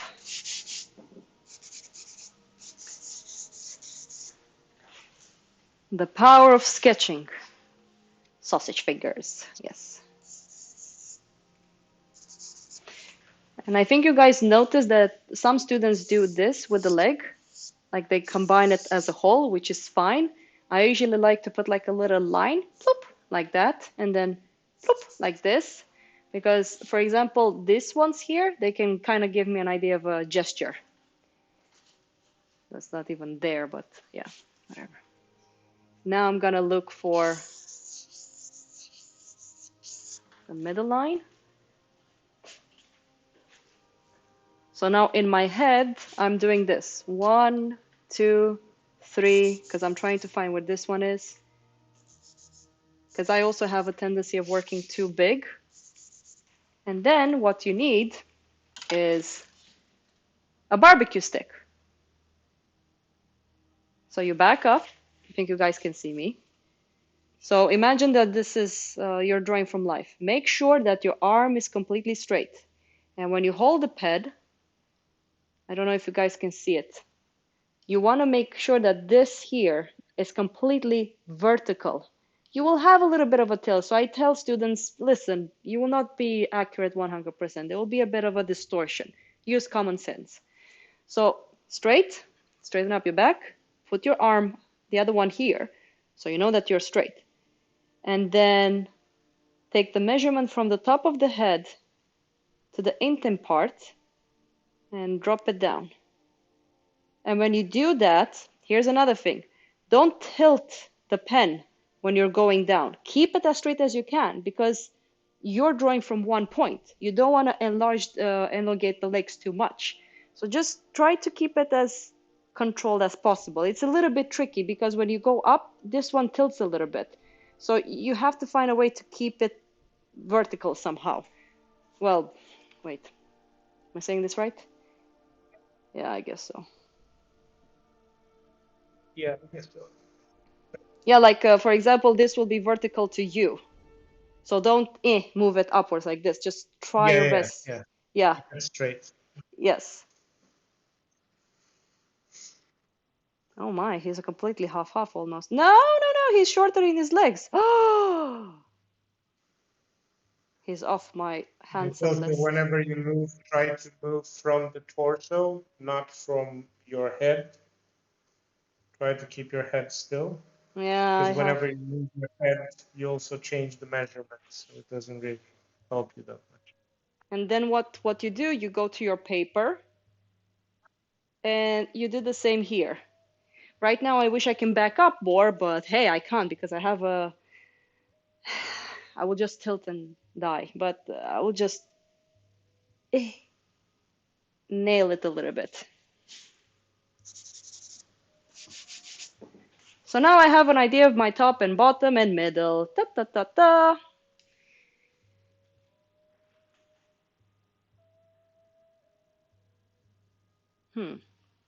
Let's keep sketching it. So this is what I also call the ugly stage, but also the healthy stage, because you're doing enough healthy mistakes to be able to find what is actually correct.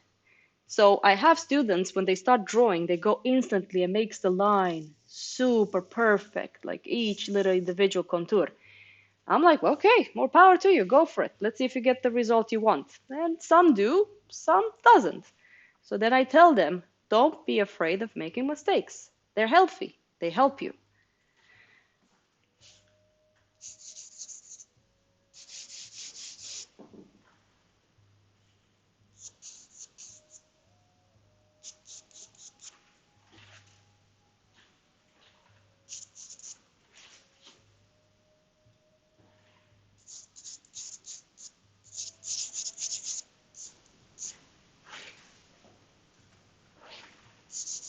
I'm gonna suggest the navel.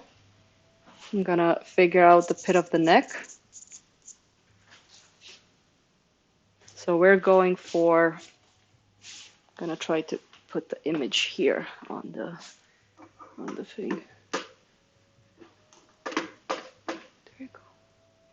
Figure front. So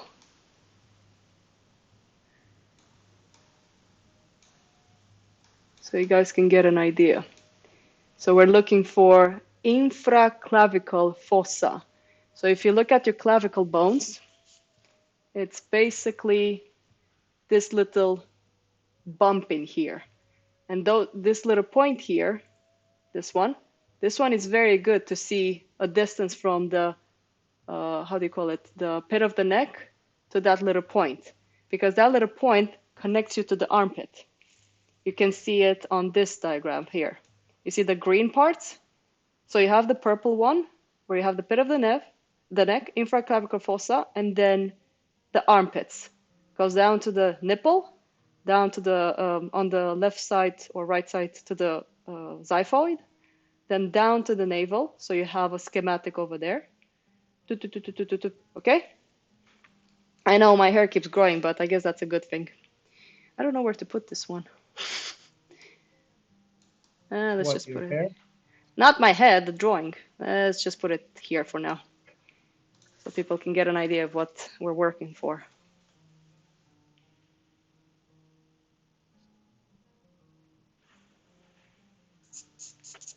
I really picked to work huge. Should have gotten a smaller paper, but why not?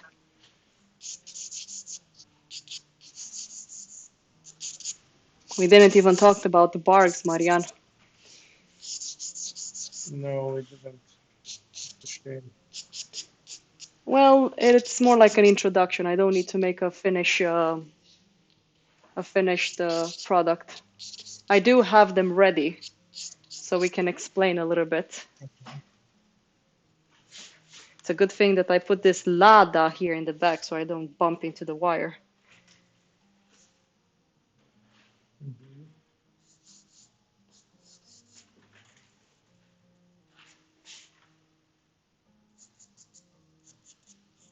So right now I just want to make sure that I have the big proportions good enough so then I can focus on the core of the body. You also have this little point. What was it called? Rib cage. Which one? The rib cage here. That's also a very good point to use. So right now my eye is like a little scanner. It just goes and it's trying to see the face here. Ooh. So I'm trying to see that. So this is basically it. This is what we're trying to see. All of these little points. And there's a Russian book that you guys need to get, but I forgot the name of it because I'm very good at not remembering names. And I think you know which one I'm talking about, Marian. Is it the one that it's in English as well? Yeah. And they actually explain about all of these little points, how they connect, like what's important to look for when you're drawing the figure. Yeah, I can tell you in a second. Mm.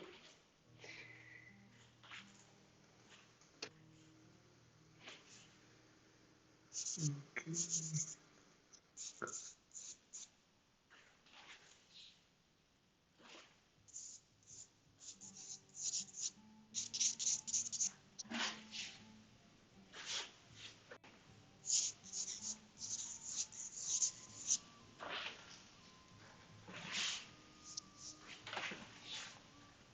Maybe you can send it to me on Discord and I can share it on the chat stream.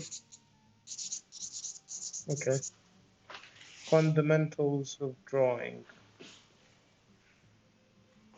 It's called. It doesn't really have like a textbook, and it's actually. Can you send it to me on? I think I have it Yeah. in the back room. I'll be right back because I think this is Colin Berry study with the Russians, so she got a lot of that from there. Wait.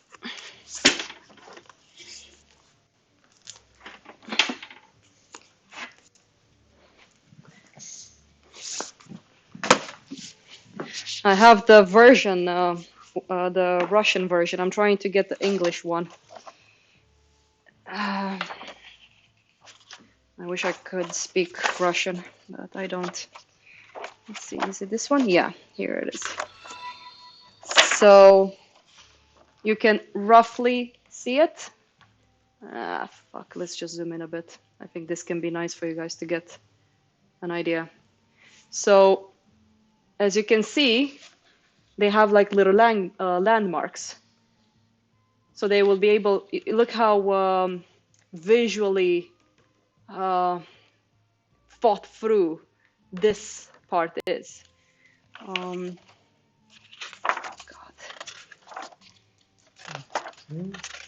Here. So this is pretty much what we're trying to go for. You see all of those little landmarks?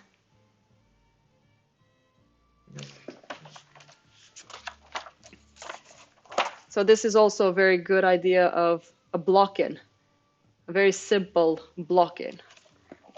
I think that is Here it it. is. You found it? Yeah, give it to me so I can put it on the... I've sent it to you on yeah. on Discord. Not yet. I don't see it yet. Really? Yeah, I'm writing to you. Saw it? Oh, okay. I didn't press enter. Sorry. Well, can you send me a link? Okay. Fundamentals. You just press download and then. Yeah, but that is for me. I'm wondering how to just give it to the peeps. Okay, you mean like a A transfer? link. A link. Give me a link so they can get it themselves. Like a. Okay. Yes. It's called Fundamentals Drawing Mogilev Of Sev. drawing. Yeah. Mogilev.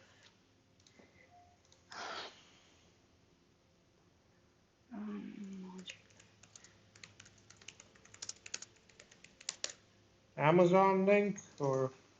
I found it. Okay. There you go. Here you go, my little babies. Buna Marius. There you go. That's the one.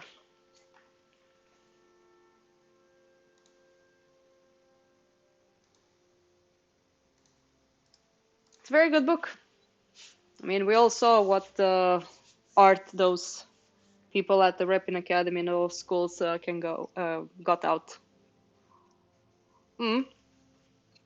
No worries. Let's just continue. Oh,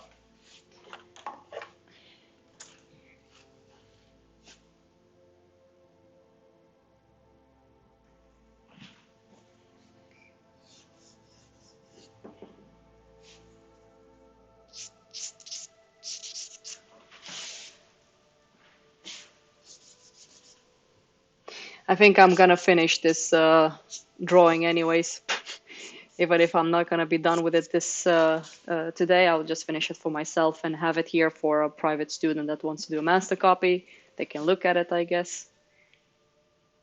I saw if I was someone else. How's your day? I don't know, dude. It's pretty good. Surviving, getting old, chilling with friends, trying to have a life somehow. Did you guys move to your new place?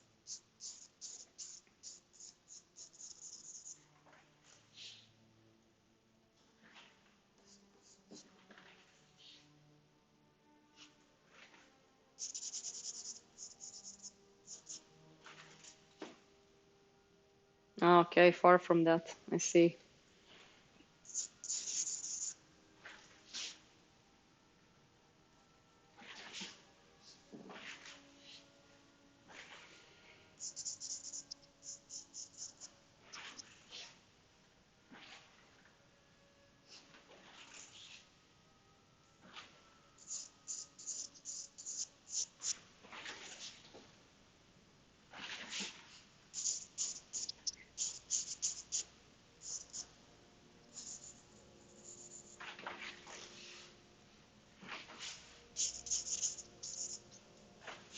Oh wow, I forgot the screen. Sorry. Eh, there you go. So sorry, guys. This is what happens when I don't have Wilhelm here.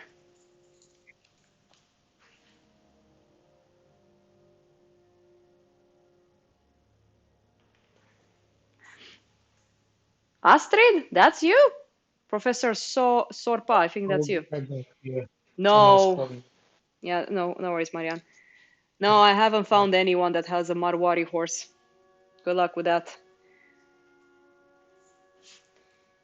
I think they're very sensitive to the cold, maybe. So that's one reason most of them are like in India.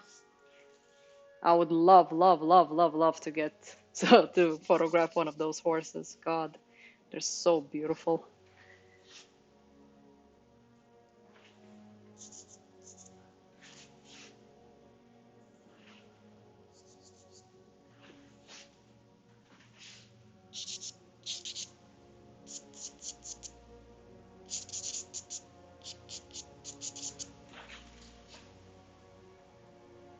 Sorry, duh. So mean.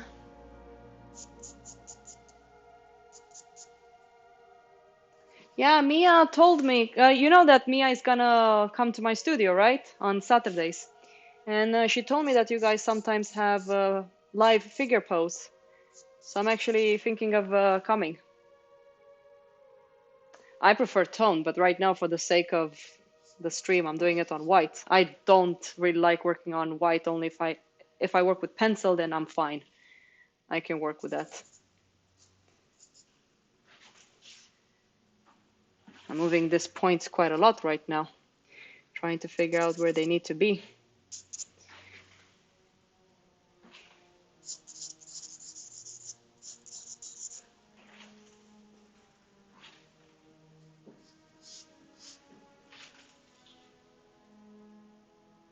Yeah, I'm trying, but it's like I time. Well, time. Yes. I don't have time. That's my problem. There's never enough time. I'm gonna go home as well for a while, finally. So, yeah.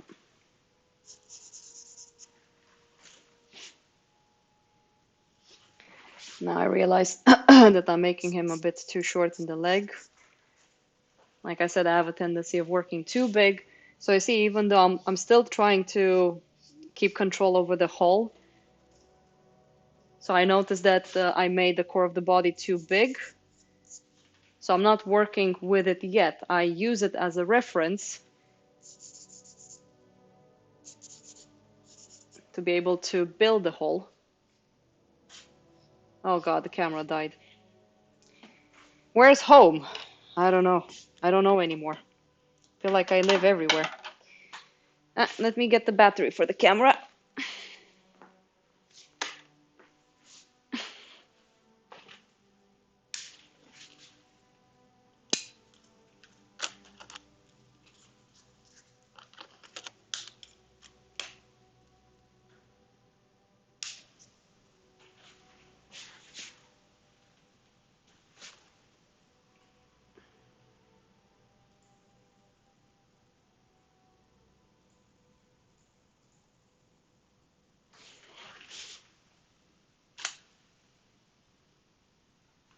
There you go.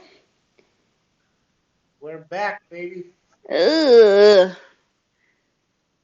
Too much. Too much? No, don't worry, Torsten. No, no, no, I'm just joking. Some summer we have a brilliant professor who comes from the Repin Academy and has a 2-week workshop. Oh, wow. The skill has. I would love to come to. Yeah, I would love to come to the workshop. I think I was checking the site and then I saw him and I was like, oh my God, I have to do it. Repin Academy. We did had Novosolov, Alexander Novosolov, that came to the Swedish Academy, but he was doing composition. There you go.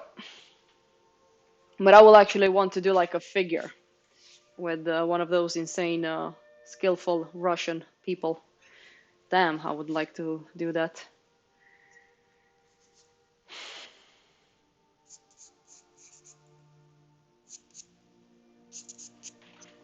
I think I'm starting to get somewhere with this one.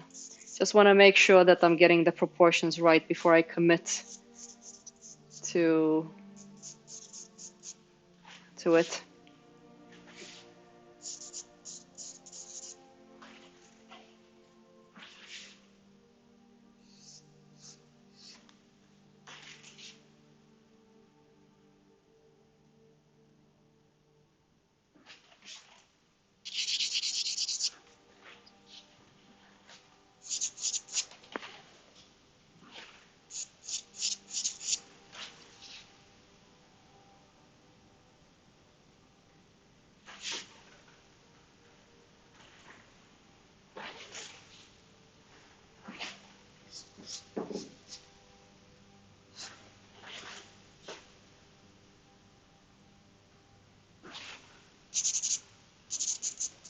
There's another thing that I think I might have said it on the stream.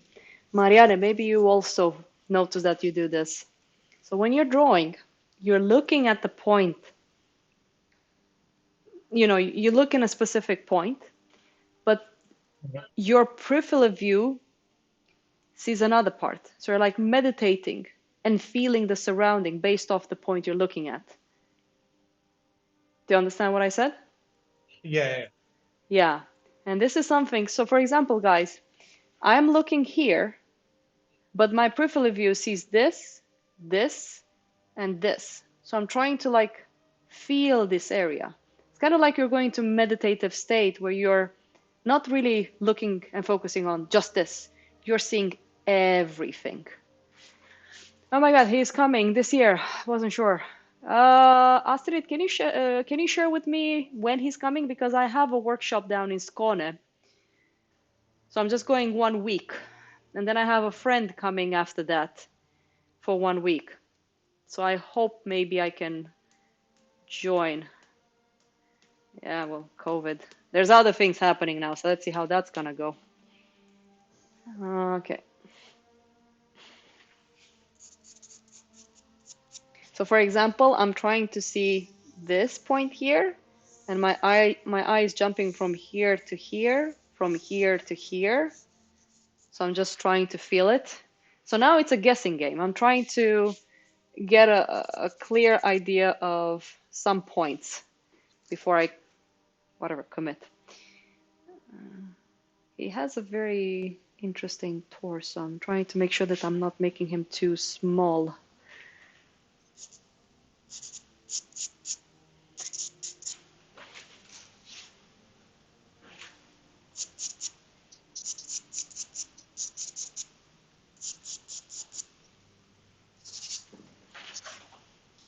Are you also working, Marianne? Yes. Nice. I mean, I've been working this whole time. That's why I've been so quiet. Astrid, I think I can come. Oh, Christina, that would be great. Yeah, I think I'm gonna go to that repping Russian dude.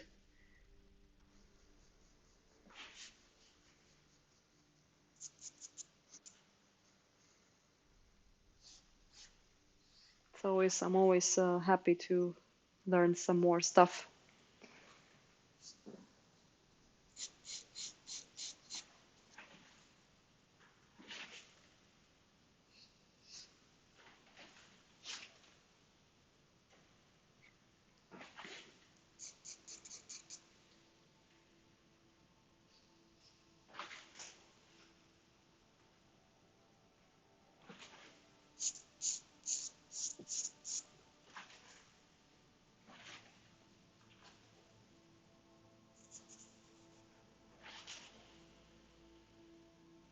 You can send it to me on what do you call it? Instagram. I need to get your phone number, Astrid.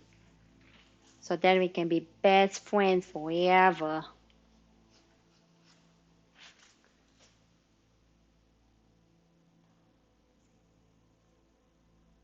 Is this gonna work? Okay, let's look for some guide points.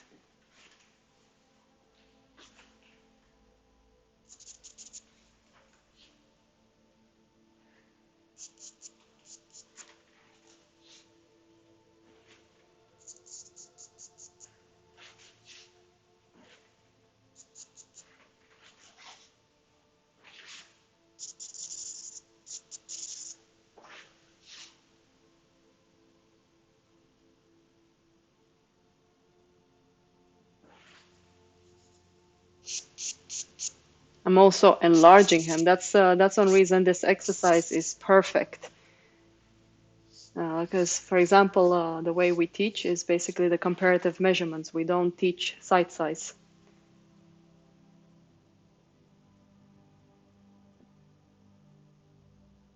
Thank you. I mean, I'm a little bit rough. I haven't done a figure like this in some time, so this is actually good since I have a workshop, so I should warm up myself. But I should get back into some studying again. And I should come to the figure pose, because I think that's how we will be able to get to meet each other.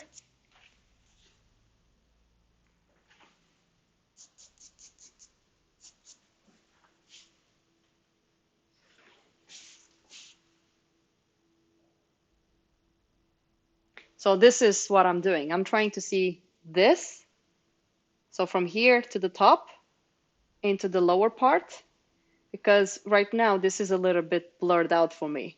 I don't really see an edge. I just see a shadow shape. I can look at the point in between the legs here. That's more defined. So if I would work from life, I would have more, anatomical construction to look at.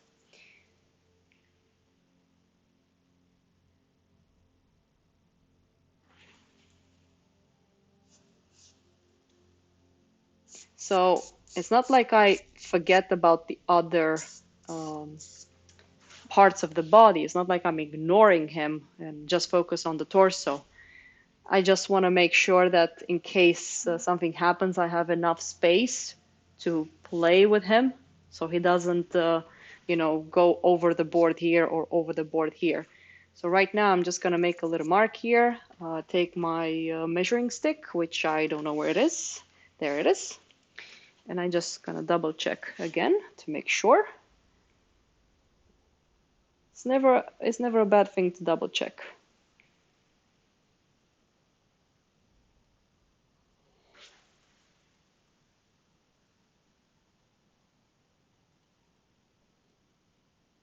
Yeah, almost there. I'm almost there.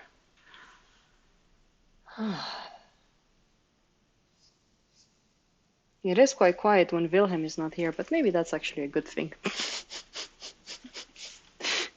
Poor Wilhelm.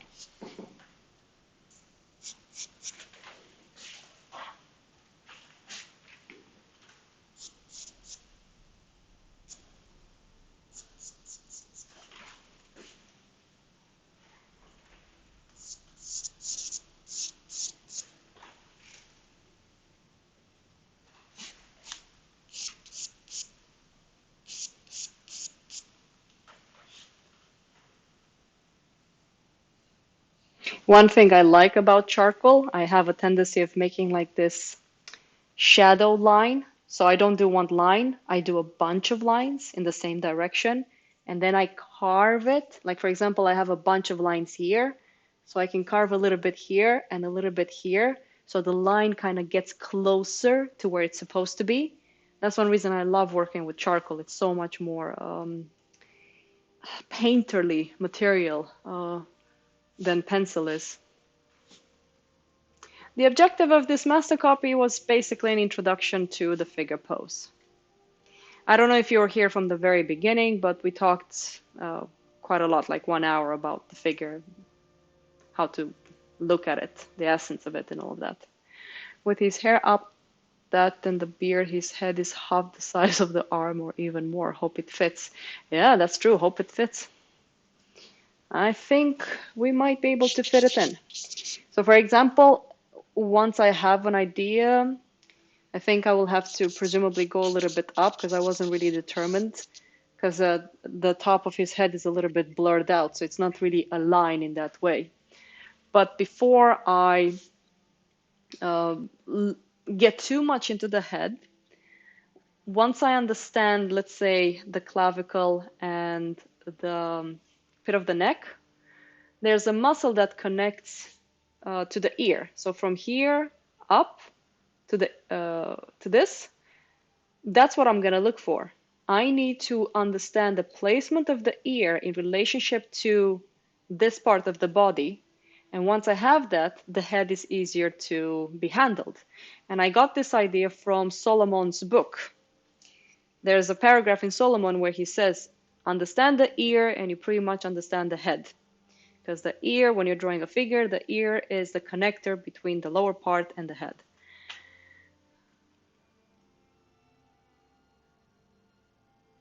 Well, Kaio Arts, go back and I mean, I can't go through all of it again. I'm so sorry. It's too much to talk. But we're just doing a master copy and just trying to communicate, ask questions while we're doing it. So the purpose is to just study and learn. Because I'm learning right now, just doing this with you guys.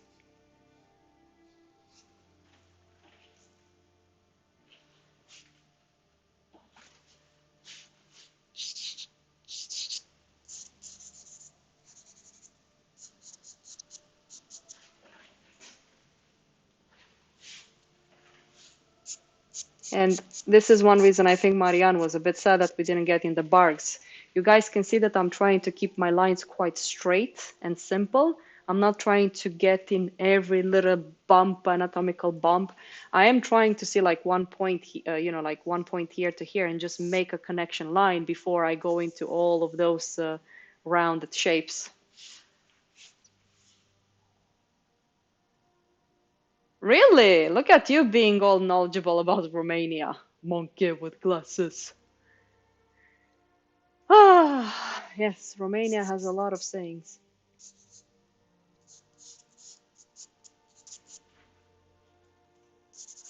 So you see right now I'm actually adding the hands, which is kind of funny. Didn't even care about them. I just wanted to get an idea of the important parts. I think I'm getting there to the point where I can just slow down and focus on the torso. I don't really have time to be super uber careful with this.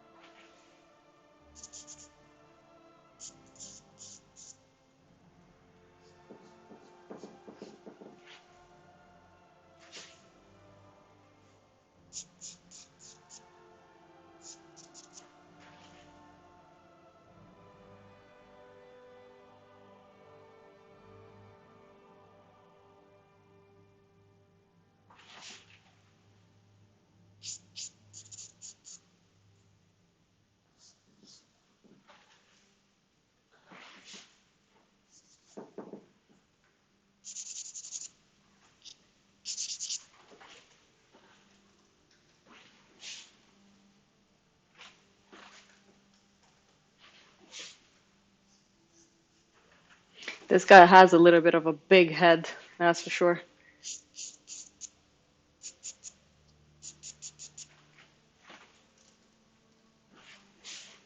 Might actually have enough room to fit everything in.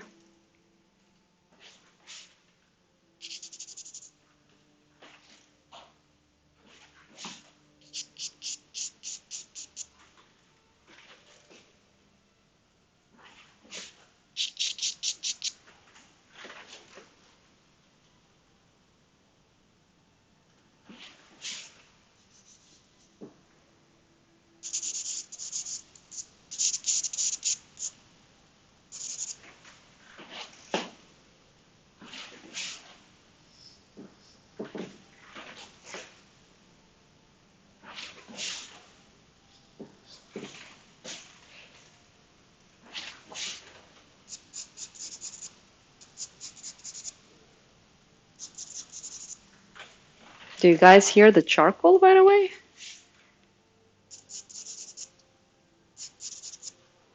Yeah. You can, okay. Yeah. Okay. Maybe there's ASMR, whatever you call it. Yeah.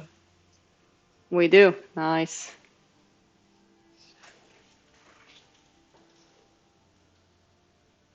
Some people get annoyed by it. By the charcoal? Oh, yeah, that's true. They can't stand it. I remember in the model Mm,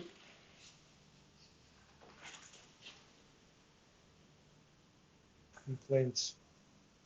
mm.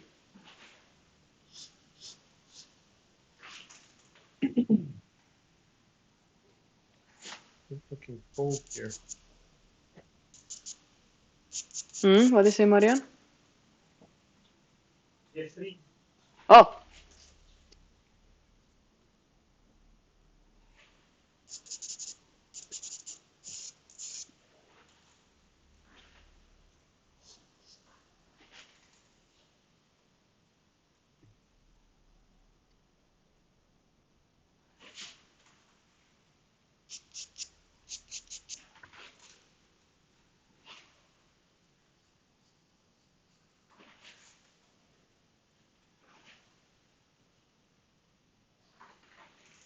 whoa.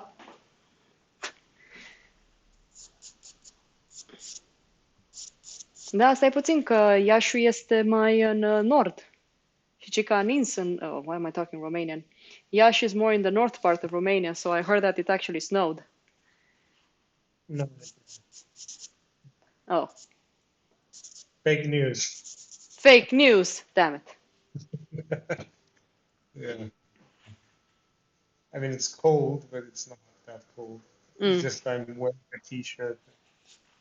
I shouldn't really. I don't know who drew this.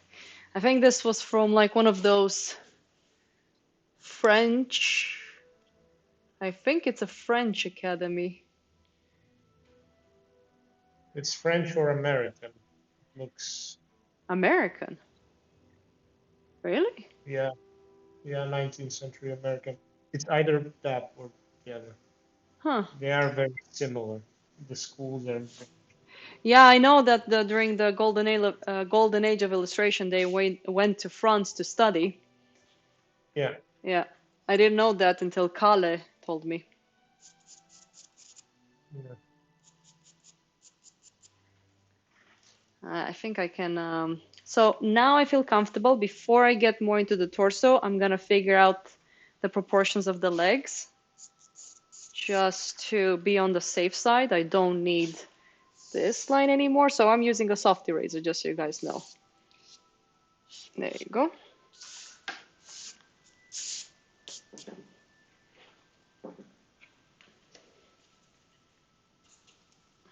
So, ooh, my back is starting to hurt.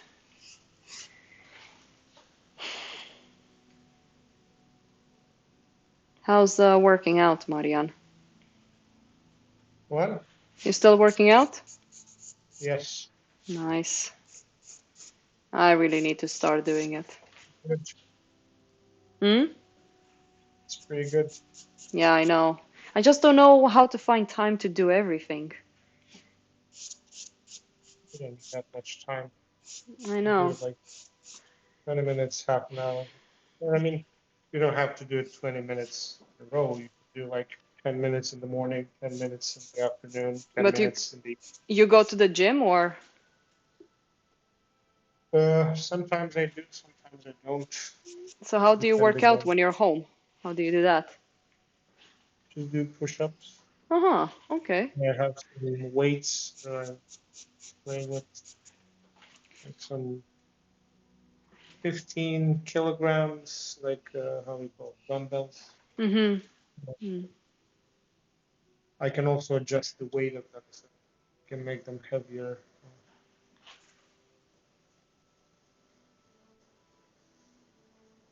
So yeah, Plumb there's line on the plenty. side of the front leg. Yeah, I should plumb line it. I don't even. Sorry, Mariana. I don't even have a plumb line.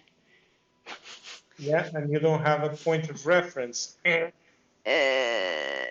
I'm just looking with my eyes. I know what you mean, but it's not very educational. Okay, I'm gonna go and look for a plumb line. I think I have one somewhere. I was never a fan of the plumb line. Eh, Me Wait. neither, but Oh, it's found one. it's pretty helpful for. Since Christina brought it up. Here's a plumb line. So a string and some weight to it. So I'm just gonna check all of this relationship. My plumb line might go through the pit of the neck, the xiphoid, this one, all the way down to where the foot will be. I shouldn't have put the reference over there because now you're like, oh, I can actually check a drawing and me. So I kind of need to get a bit closer to where the camera is. Let it fall down like my life. No, I'm just joking.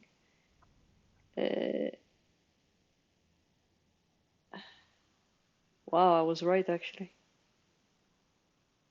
He has a little bit of going forward. I think the artist wanted that because it would be hard for this guy to hold it. So he's not really still, he's in movement. That's really pretty. This guy actually built movement to a static figure. Damn, I like smart people. Wish my slave was here so he will make my coffee. Spin it around and destroy your enemies. Hear the women lavy blablitate or whatever the hell he's saying. Dylan, get to the chopper. Come on now. Yeah, you gotta love it.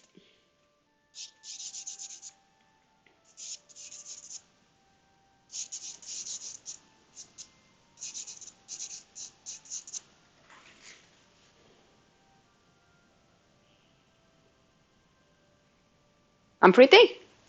You are the pretty. Yeah. Very pretty. I'm gonna start working out and just getting super buffed. Yes. But I don't know how to find time. Like Ingela was telling me to go swimming, and I'm like, when the frack do I have time for all of that?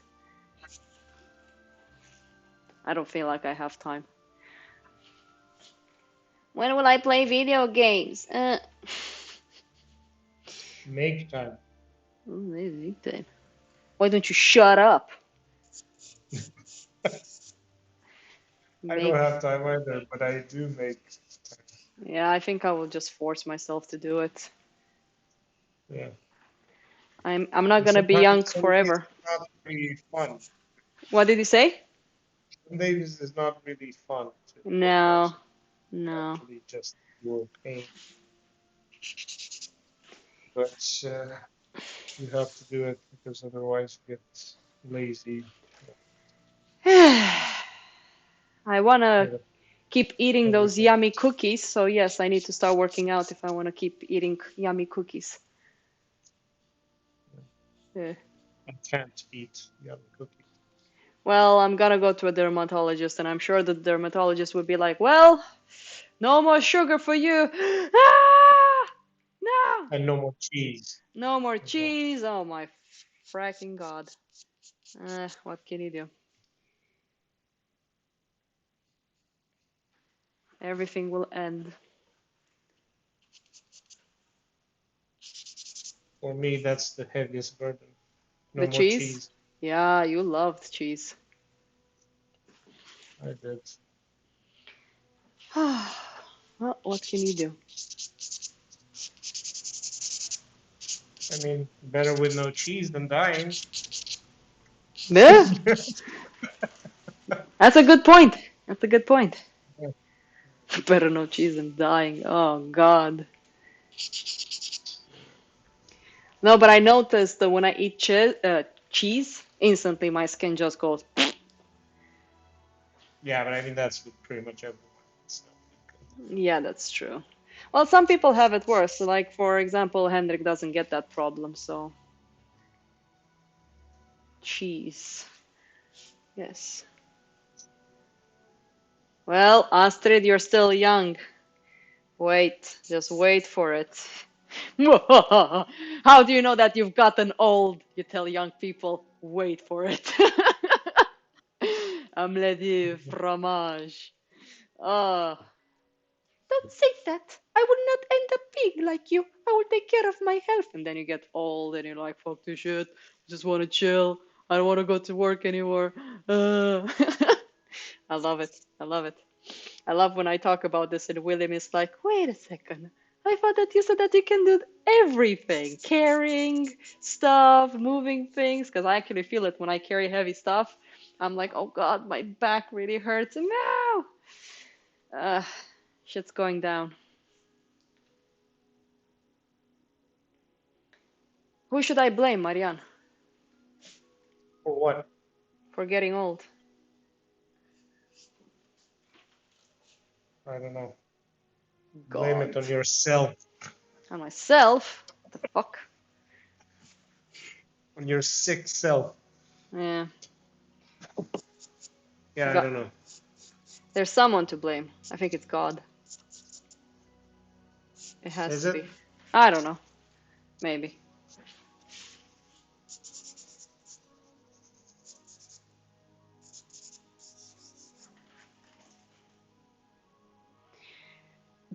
I'm What do you mean? immortal. You wish you never grew old? Well, I mean, I love getting old. Like, mentally wise, it's great. Body wise, can't say I'm enjoying it. Blame Sweden and the Swedes. I always do that. Ah, Glenn, don't say that. Wilhelm will cry.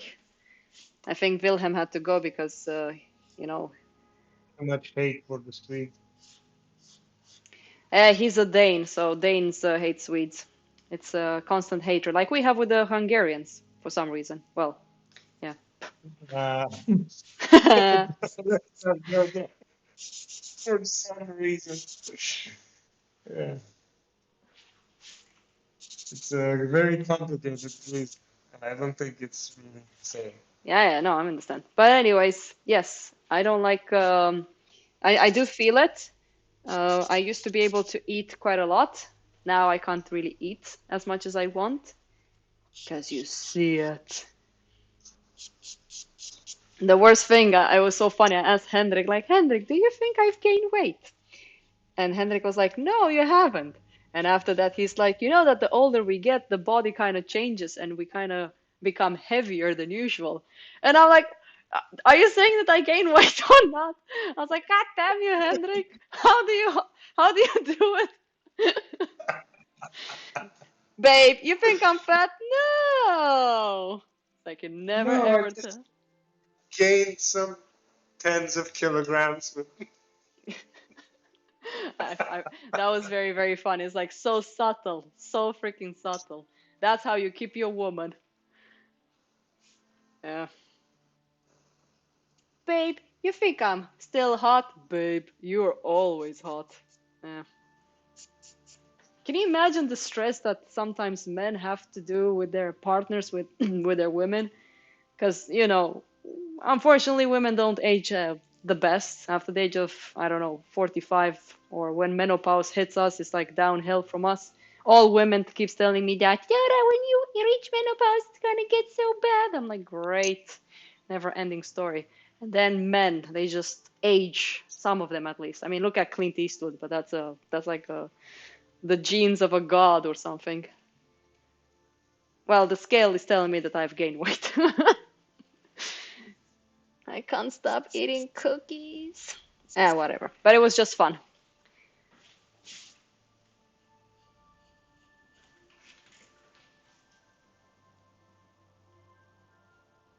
I think this is coming along pretty well. And then Christina is over there hitting her head, going like, no, it's wrong. It's all wrong. It's all wrong. And I'll be like, well, Christina, why don't you come here and fix it for me? And then she's like boarding a plane. I'm coming, ATA, 2 hours or less, because she's gonna take like some kind of super private plane. She's just gonna jump off the plane in a parachute, like dun dun dun dun dun dun, like just see her like in the middle of Castellet over here, just running like Tom Cruise kind of run, like yeah, yeah.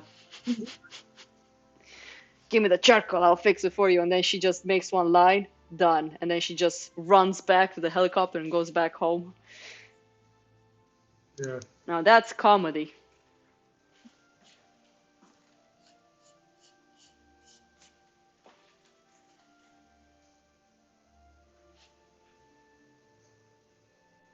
Wait, it's on Saturday, Sunday, Saturday.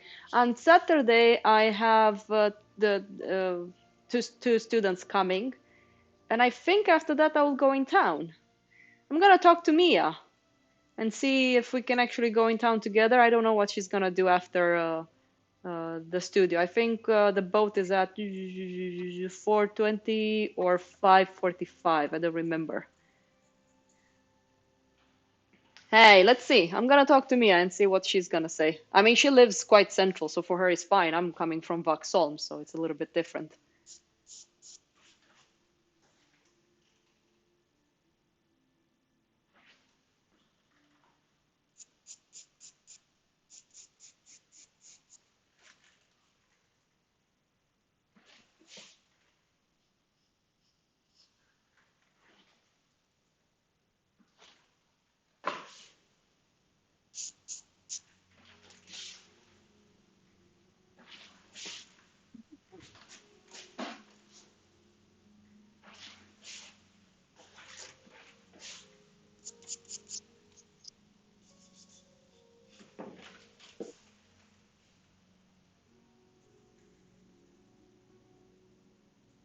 No, I can't say 4:20 in a normal way. That doesn't work, Torst.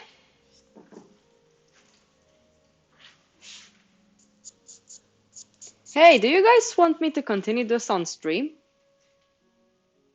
I know we have Wilhelm. That one is still over there. If you guys want, I can continue this one on stream and we can finish it together. So it has to be next week then. The only thing I can do is just get a very good drawing so we can just do the rendering and stuff. Oh, William is still there. Yes, let's do that. Oh yeah, for my Patreons.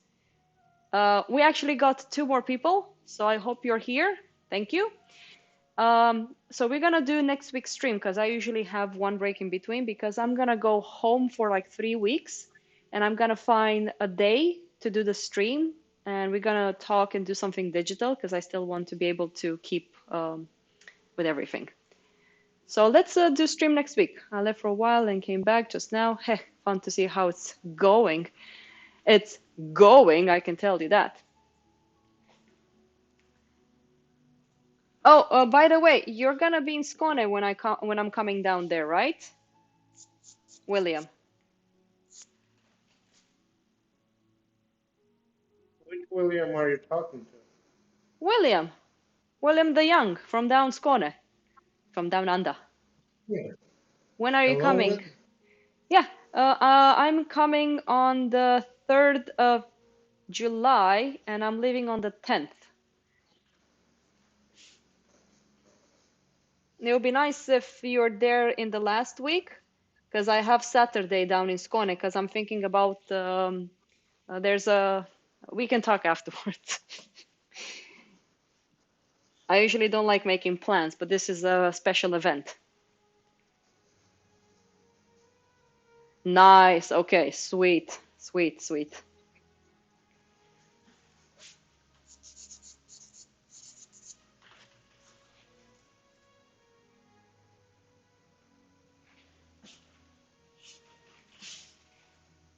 God, this guy has such fluffy hair. He almost looks like you, Marian, with that fluffy hair. I look better. That's the answer you need to give. Nice, nice. No, I actually do look better. You do. I'm sorry. Dude, you have the most beautiful curly hair I've ever seen. Like, I keep showing those pictures to Henrik, and I'm like, look at this curly hair. Thank you. Yeah.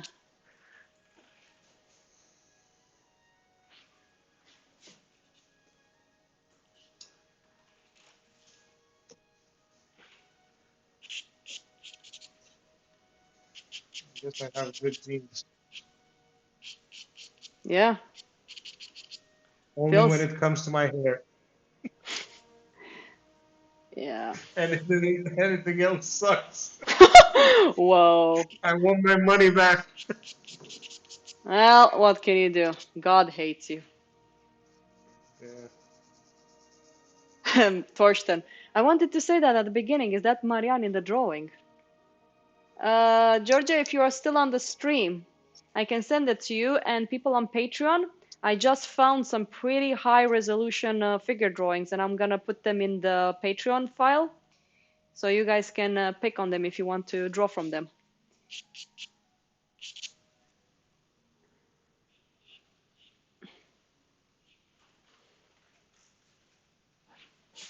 I'm always amazed. When I started this figure with you guys, I can just let you know my mind. I was like, oh my God, can I do this right now? I'm not even warm up. Oh, it looks like shit. Oh no, I need to fix this part. So what I'm trying to say, we all have those little demons. So just trust in the technique. I think it was you, William, that said that you need to trust in the walk. You know, you learn how to walk and you just need to believe that it's there and you will be able to do it as long as you're following a procedure of thought and process. Like, I'm amazed that it actually looks good because I was like, I'm on the stream, I'm under pressure. I have Christina over there judging everything. I think she's already on the plane heading here. So yeah.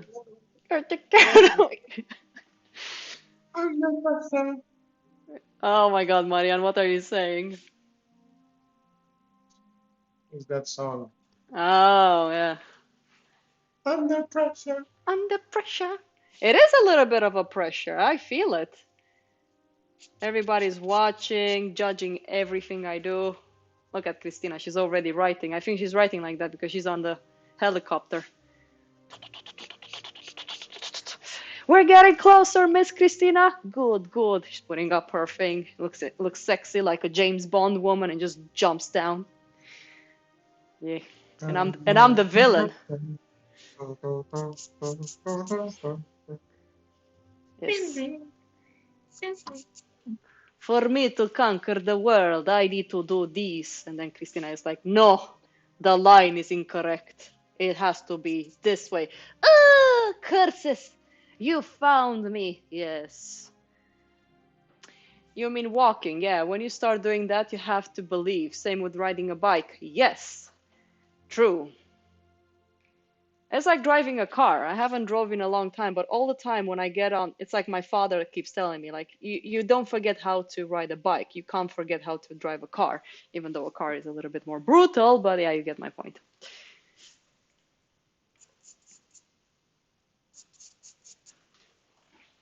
And it can kill more people. Jesus, Marian. Yeah. I mean, it's not a good idea to Uh, not know I how hope to God to you will never get your drive a driving car. license. Yeah, don't get your driving license. You don't need them. Just don't. No, I'm not saying that I would. I'm just saying that it's I a know. bit more dangerous to not know how to do it. That's very true. Like Inspector Gadget, you already have the cat. Oh my God, what a meme. Same with sexing. Oh, that's how you do it. Yes. And I was thinking of telling Sana, like, oh, I've done the video, Sana. You can give it to the people that are coming for the workshop. I'm like, nah, I don't think, because if you don't really know me and you don't get the sense of humor, because some of you guys are like people that keeps coming back, um, nah, this is only for us. Okay, I think I'm safe, so I'm gonna start working with the torso and build it up. Wait, before I go into the torso, I'm gonna figure out the legs in here, so I'm gonna raise up this one a little bit so I don't kill my legs. Well, my legs, my back. Motoraș, dă-i la vârteală aici, motoraș. I think people understand what motoraș means. It's like a little motor.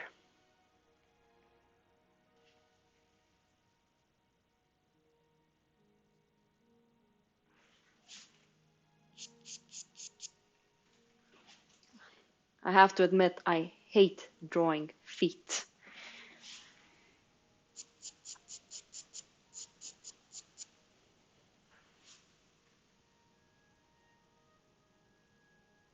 I didn't even draw his penis yet.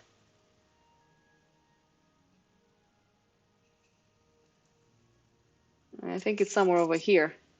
It's very simplified. He's in the shadow. He's a bit shy.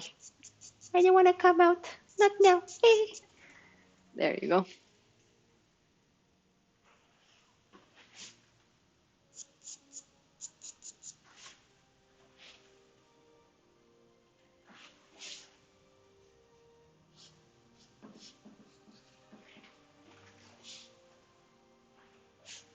Intim part. Someone worse than me. I think you're kind of similar, yes. Yeah, the thing with the streams, like I was actually wondering before I even started the stream, how can I keep this contact going? Because I noticed that in the end I've become friends, even though I've never met people directly. It's inevitable that you kind of become comfortable. I mean, I haven't seen any of you. I've heard some people via voice. I've seen some people on video chat, but it's a difference when you meet people in real life. So I'm hoping. Like I hope I will go to Barcelona and meet Christina one day. I hope I'll go to Slovenia to meet David. Maria, nobody cares. No, I miss Marian. Same too. Yeah, I know. But you'll be Glenn. here soon enough. So Yeah, that would be fun. Thank you so much for asking for someone to pose. It would be so much fun to draw with you. yes.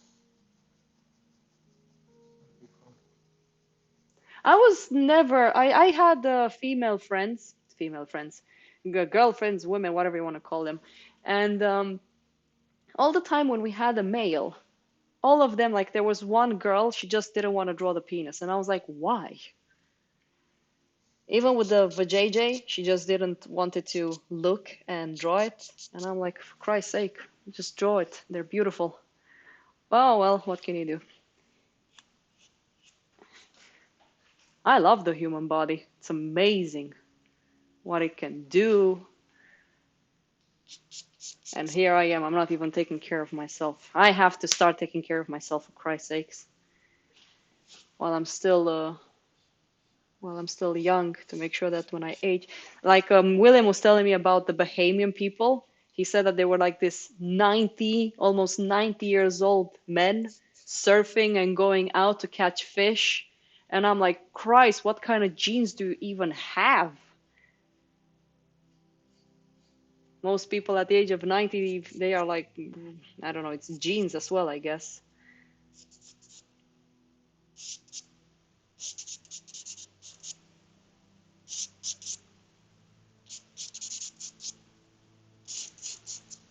So it's so impressive. Some people just have a way of like living their lives. I'm just bothered if the figure has a small blah blah and don't want to draw a small blah blah. Oh, Georgia. I think it's Georgia. Atelier Javin. Anyways, I have stories to tell you about my times drawing live models with men and stuff, but maybe that's some other time. Use your imagination. Yeah, you can do that. What is the time? 8:37. Yes. 8:37. Okay, the boat is at 9:30 and it's still light outside. That's pretty cool. Okay, Yeah, so you're in mm? Stockholm. You're in Stockholm. The days are just getting longer. Yeah, I'm just gonna do it here on the screen. By the way, what do you know about the museum? The what was it? The one reason I'm doing it on the screen is because the drawing is too high up and it's distorted, so I just need to check some proportions. What did you say, Marianne? What do you know about the Julius Kronberg Museum? It's gonna be open during uh, fall, as I recall.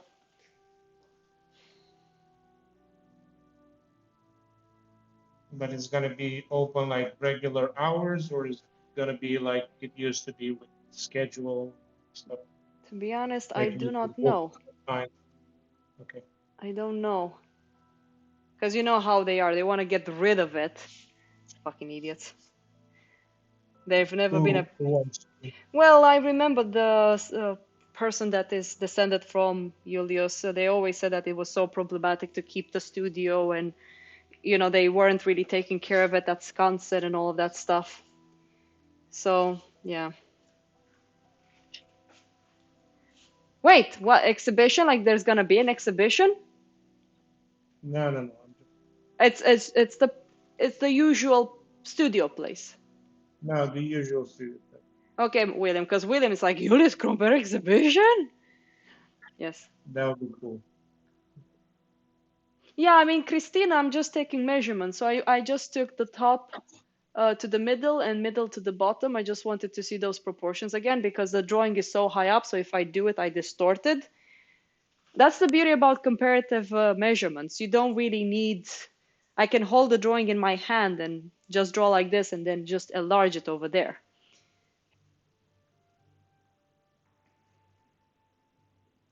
But I will fix the. We were talking about his studio in Wisconsin because it's only open like 1 month a year, and I was wondering which month would it be this year Hmm.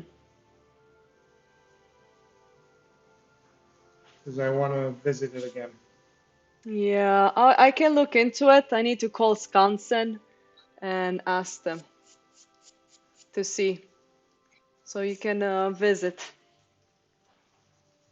Yeah.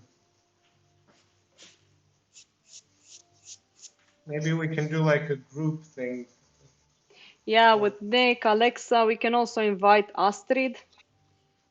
yeah. Yeah, we can all go and see it. It's amazing. Theo, have you ever considered doing reconstruction commission of archaeological artifacts or landscape buildings? Should ever seriously consider it, I know still would be willing to pay you. God, I'm trying not to take on commissions right now. I mean, I sound very cocky, but I just want to finish what I have and then be more smart on how I take commissions so I can actually do the things I want because I feel like I haven't done anything for myself. Yes, I need some art people in my life. Well, Astrid, I will help you with that. Well, Marianne is actually much better at gathering people. I actually suck at it. So when he comes here, expect a phone call. Yeah, Marianne, I thought that I was the social one, but I realized that it's you. I sounded like Eminem. It It has was been you. me all along. It was me all along. No, because I just get home and then I remember Alexa was like, "Hey, let's meet up in town," and I'm like, "Oh shit, I really don't want to go out." Like literally, I was complaining the fact that I was being invited out by friends, and I was like, "What the hell is wrong with me?" So yeah.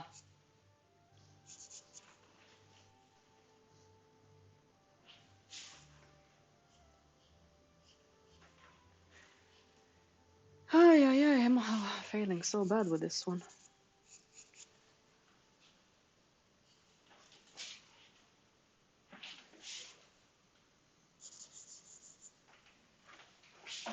Can I get y'all's Instagram? Yeah, Marianne, Yes. can you write your Instagram to Astrid? Christina, do that as well. Everybody, let's spam the chat. Show me what you got.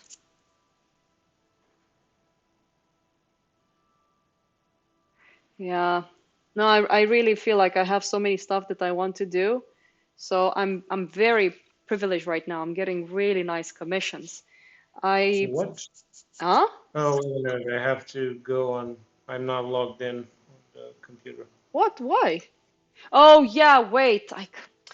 How do I take that one away? Wilhelm is not here. Uh, uh how should I do this? No, I sent it Yeah, through. just write your name.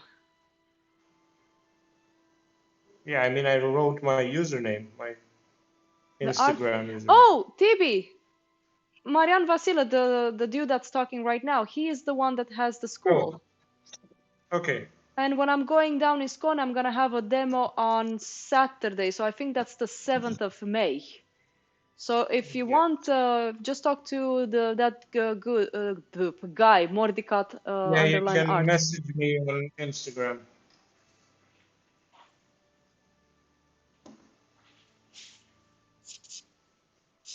at Mordicat under or art. Yeah, I need to. What's the time? 2044. Okay, that's good.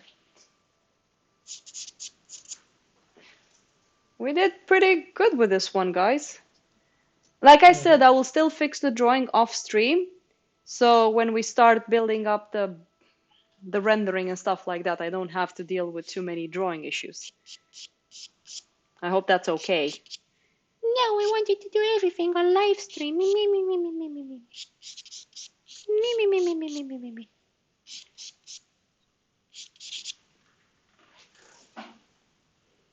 I can give you a 5 minutes warning in 10 minutes. Yes, Torsten, do that.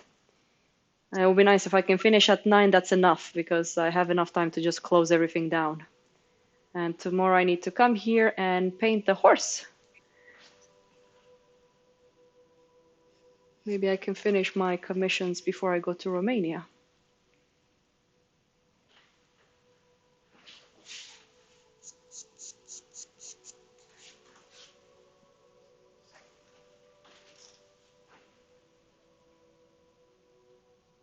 Yes, Astrid, horses. I'm so jelly of you, Astrid.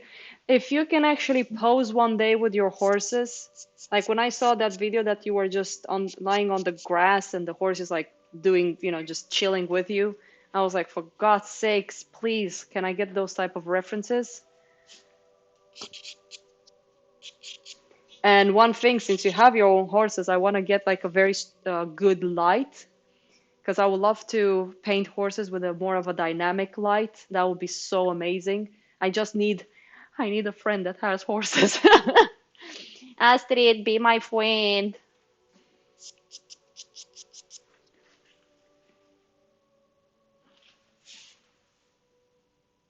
Thank you. Thank you. If I was a man, I would date you. Ah, that sounded weird.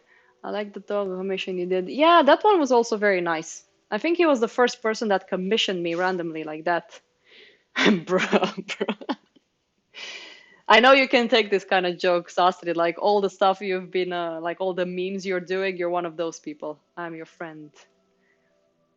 ARNTI. I don't know what that means.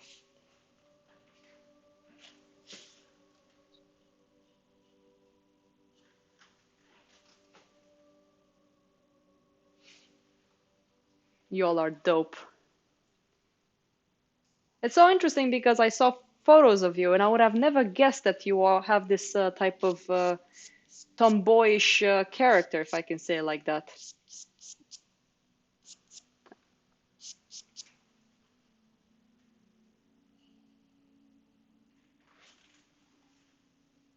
Alright, perfect. Then I'm on the safe side because I can be a bit too cuckoo in the head.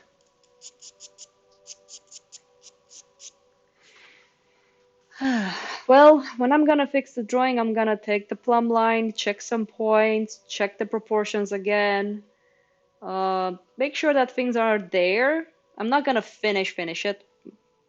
It's not gonna be 100% copy of that one. We just need to get uh, enough estimate, a good illusion of it. I'm not gonna be precise 100% like a Barg. We just want to make sure that it looks like him.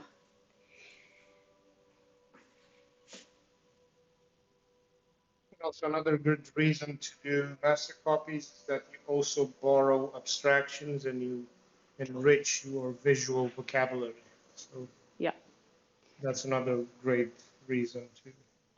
Yeah, like for example, Torsten, since you're coming down to Skåne, I can send you this drawing. You don't need to do it with charcoal, but just with pencil, because this is a very good example of a well studied figure. It's not too complex, like doesn't have all the details in the world. It's just a beautiful aesthetic that I would like myself to be able to get something like this when I draw from life. I mean, for Christ's sake, it's amazing. So if you guys want to do figure poses, just get the drawing like this. Don't draw yet from photos. If you want, find like a figure pose, live figure pose drawing, go to live drawing because you want to be able to have a bit of an aesthetic. I'm not sure how to put it in words. For me, it makes sense. You don't want to draw like a photo. You want something that's beyond the photograph, sometimes even beyond life. Because when you look at drawings, it's like it's out of this world. Sometimes beyond burger, sometimes beyond meat. Sometimes. Whatever. You get my point. Okay, I'm gonna stop now because it's... Oh no, we have 10 minutes to 9. I will just try to fix that leg over there. Put some small little... So William, if you're still there, you will see the drawing at the end. So when I reach a stage like this, then the main focus will be the torso. And even if I have to change the legs at the point, I will do so. So it's not really that far off from uh, the way the school teaches. It's pretty similar, of course. But when I draw more like freedom, if I can say it in a freer way, I can actually exaggerate and redesign certain things as well.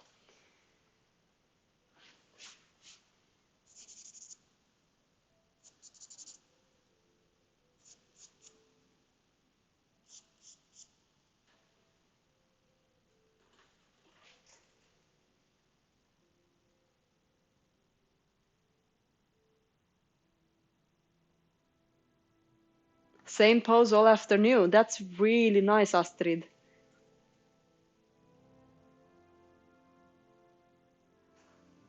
Astrid, let's talk about it because I would love to actually be able to go this. Like, sounds very nice. A long pose like that.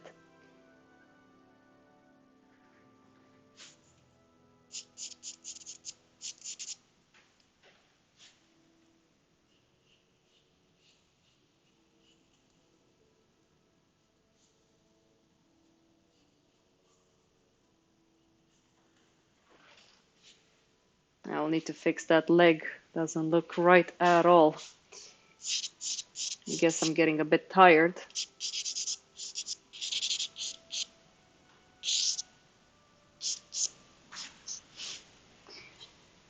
Need to use the Plum Line.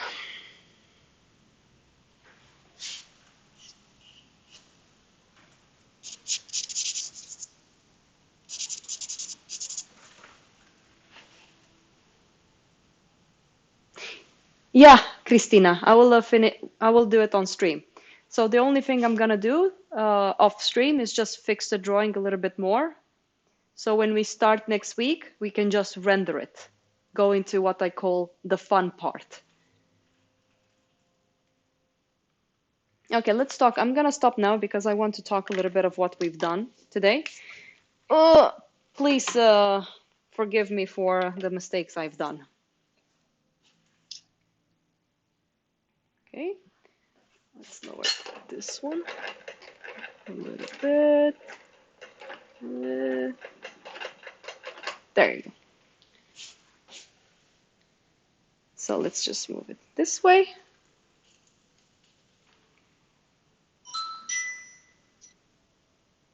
So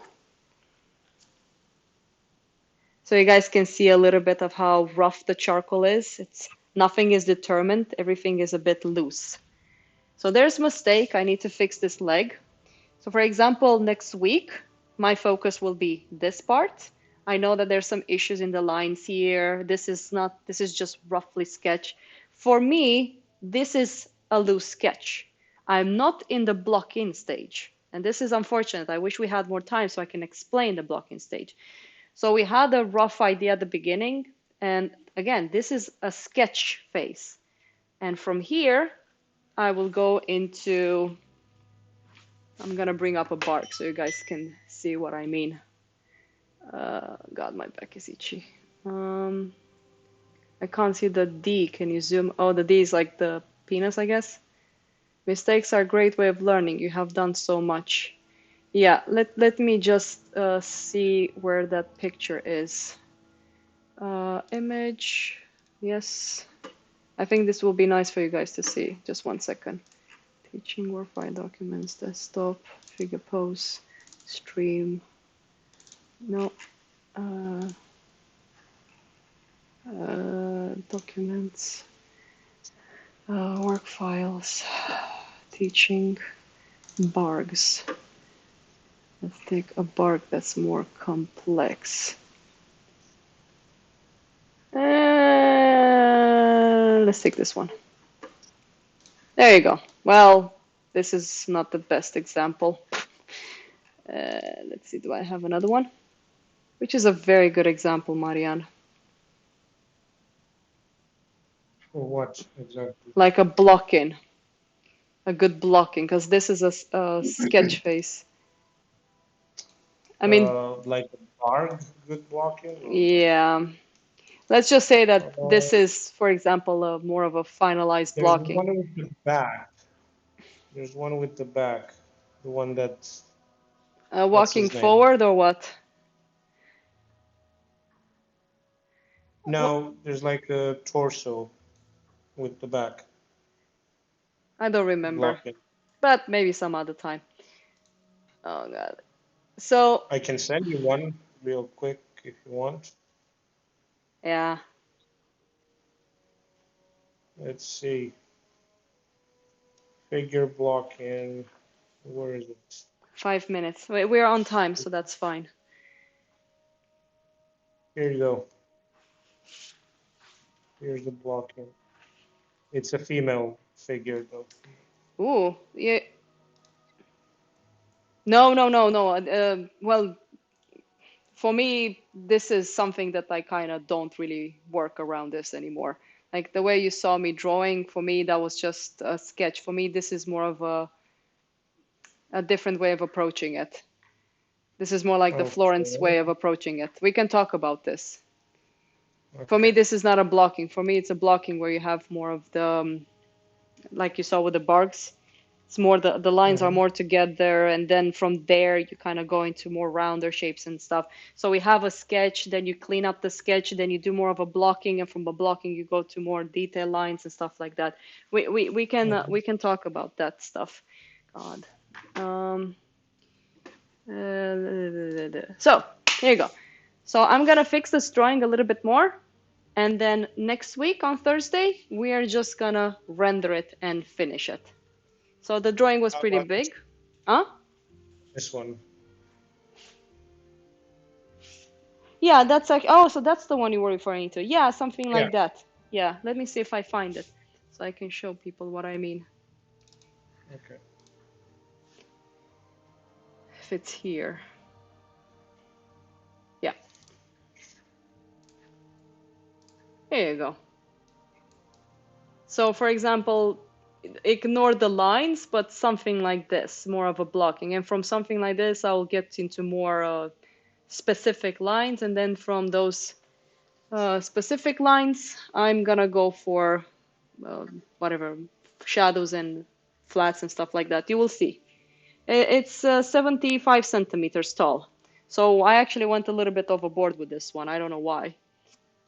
Hey, I'm always giving the best I can, right? Damn, that's a big one. Lemao, yes. Not the sexiest world. Okay. So any other questions? This is pretty much it for today.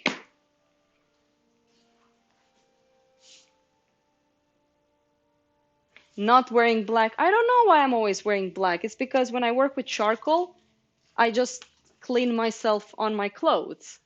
If I paint, I don't really care about this clothing. But what happened? Wait, something's going on, but I don't know what's going on. It's a raid. Yes, Glenn, you behaved. No worries. We got raided. Oh no. I mean, thank you. It's just that we're almost done. How much time do I have? Oh Christ. 20:58. Torsten, can you remind me in 5 minutes from now so I can talk a little bit to the people? Because it feels a little bit lame for me to leave.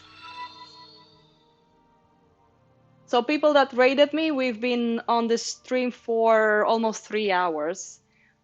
If you want, you can watch from the very beginning.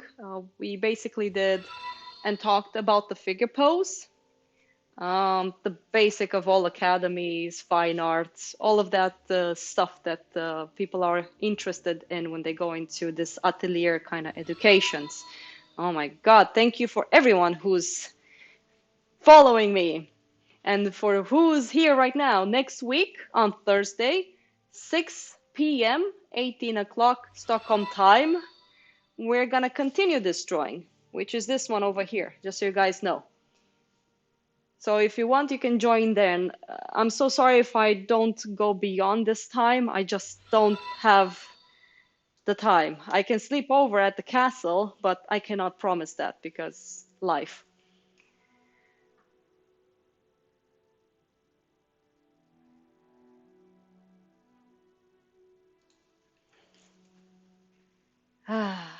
So who raided? I wish Wilhelm was here. He's much. Usually I have someone that keeps track of all of this stuff. So who raided us? Ah, raided Nimlot 26. Thank you so much for raiding us. And I'm deeply sorry, but we have to end the stream. I have a boat in like 20 minutes or 30 minutes. So like I said, the drawing. So Nimrod said that you can raid another artist. yes, I will do that. That I need to do as well. So on the vertical side, I think it's 70 centimeters. And on this side is 55 centimeters. So 70 times 50 centimeters. Thank you, Christina. I mean, there's still some errors, but it's good enough for me to be able to fix it off stream before we do it next week on Thursday. Okay, let's raid someone. Oh God, how do I raid? I need to get used to this. Can you guys help me raid someone? I don't know what that is. Let's see. What will Wilhelm do? Wilhelm will go to Twitch TV, and then he would. Oops, sorry about that. And then name of person. Yeah, Nathan, we can do that, but maybe you guys want me to rate someone? Do you have someone in mind that I can do? You're landing the helicopter, that's nice. Lol. So that's how you write it, and now I need someone to rate. Hey, Arthur is drawing.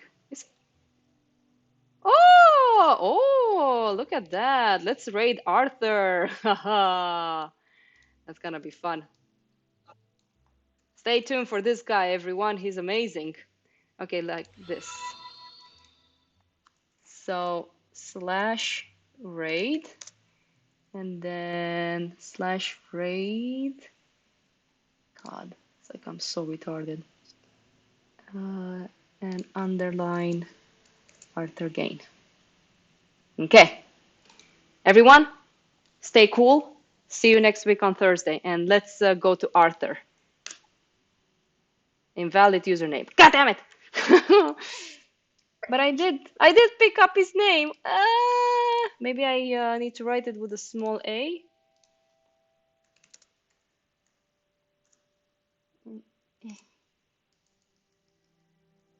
No underline. Aha, okay. No, fuck, forgot about it. Oh my God, it's like I'm stupid. The raid has been created. Ciao! Bye bye. I can't believe how stupid I am. Wait, we're going.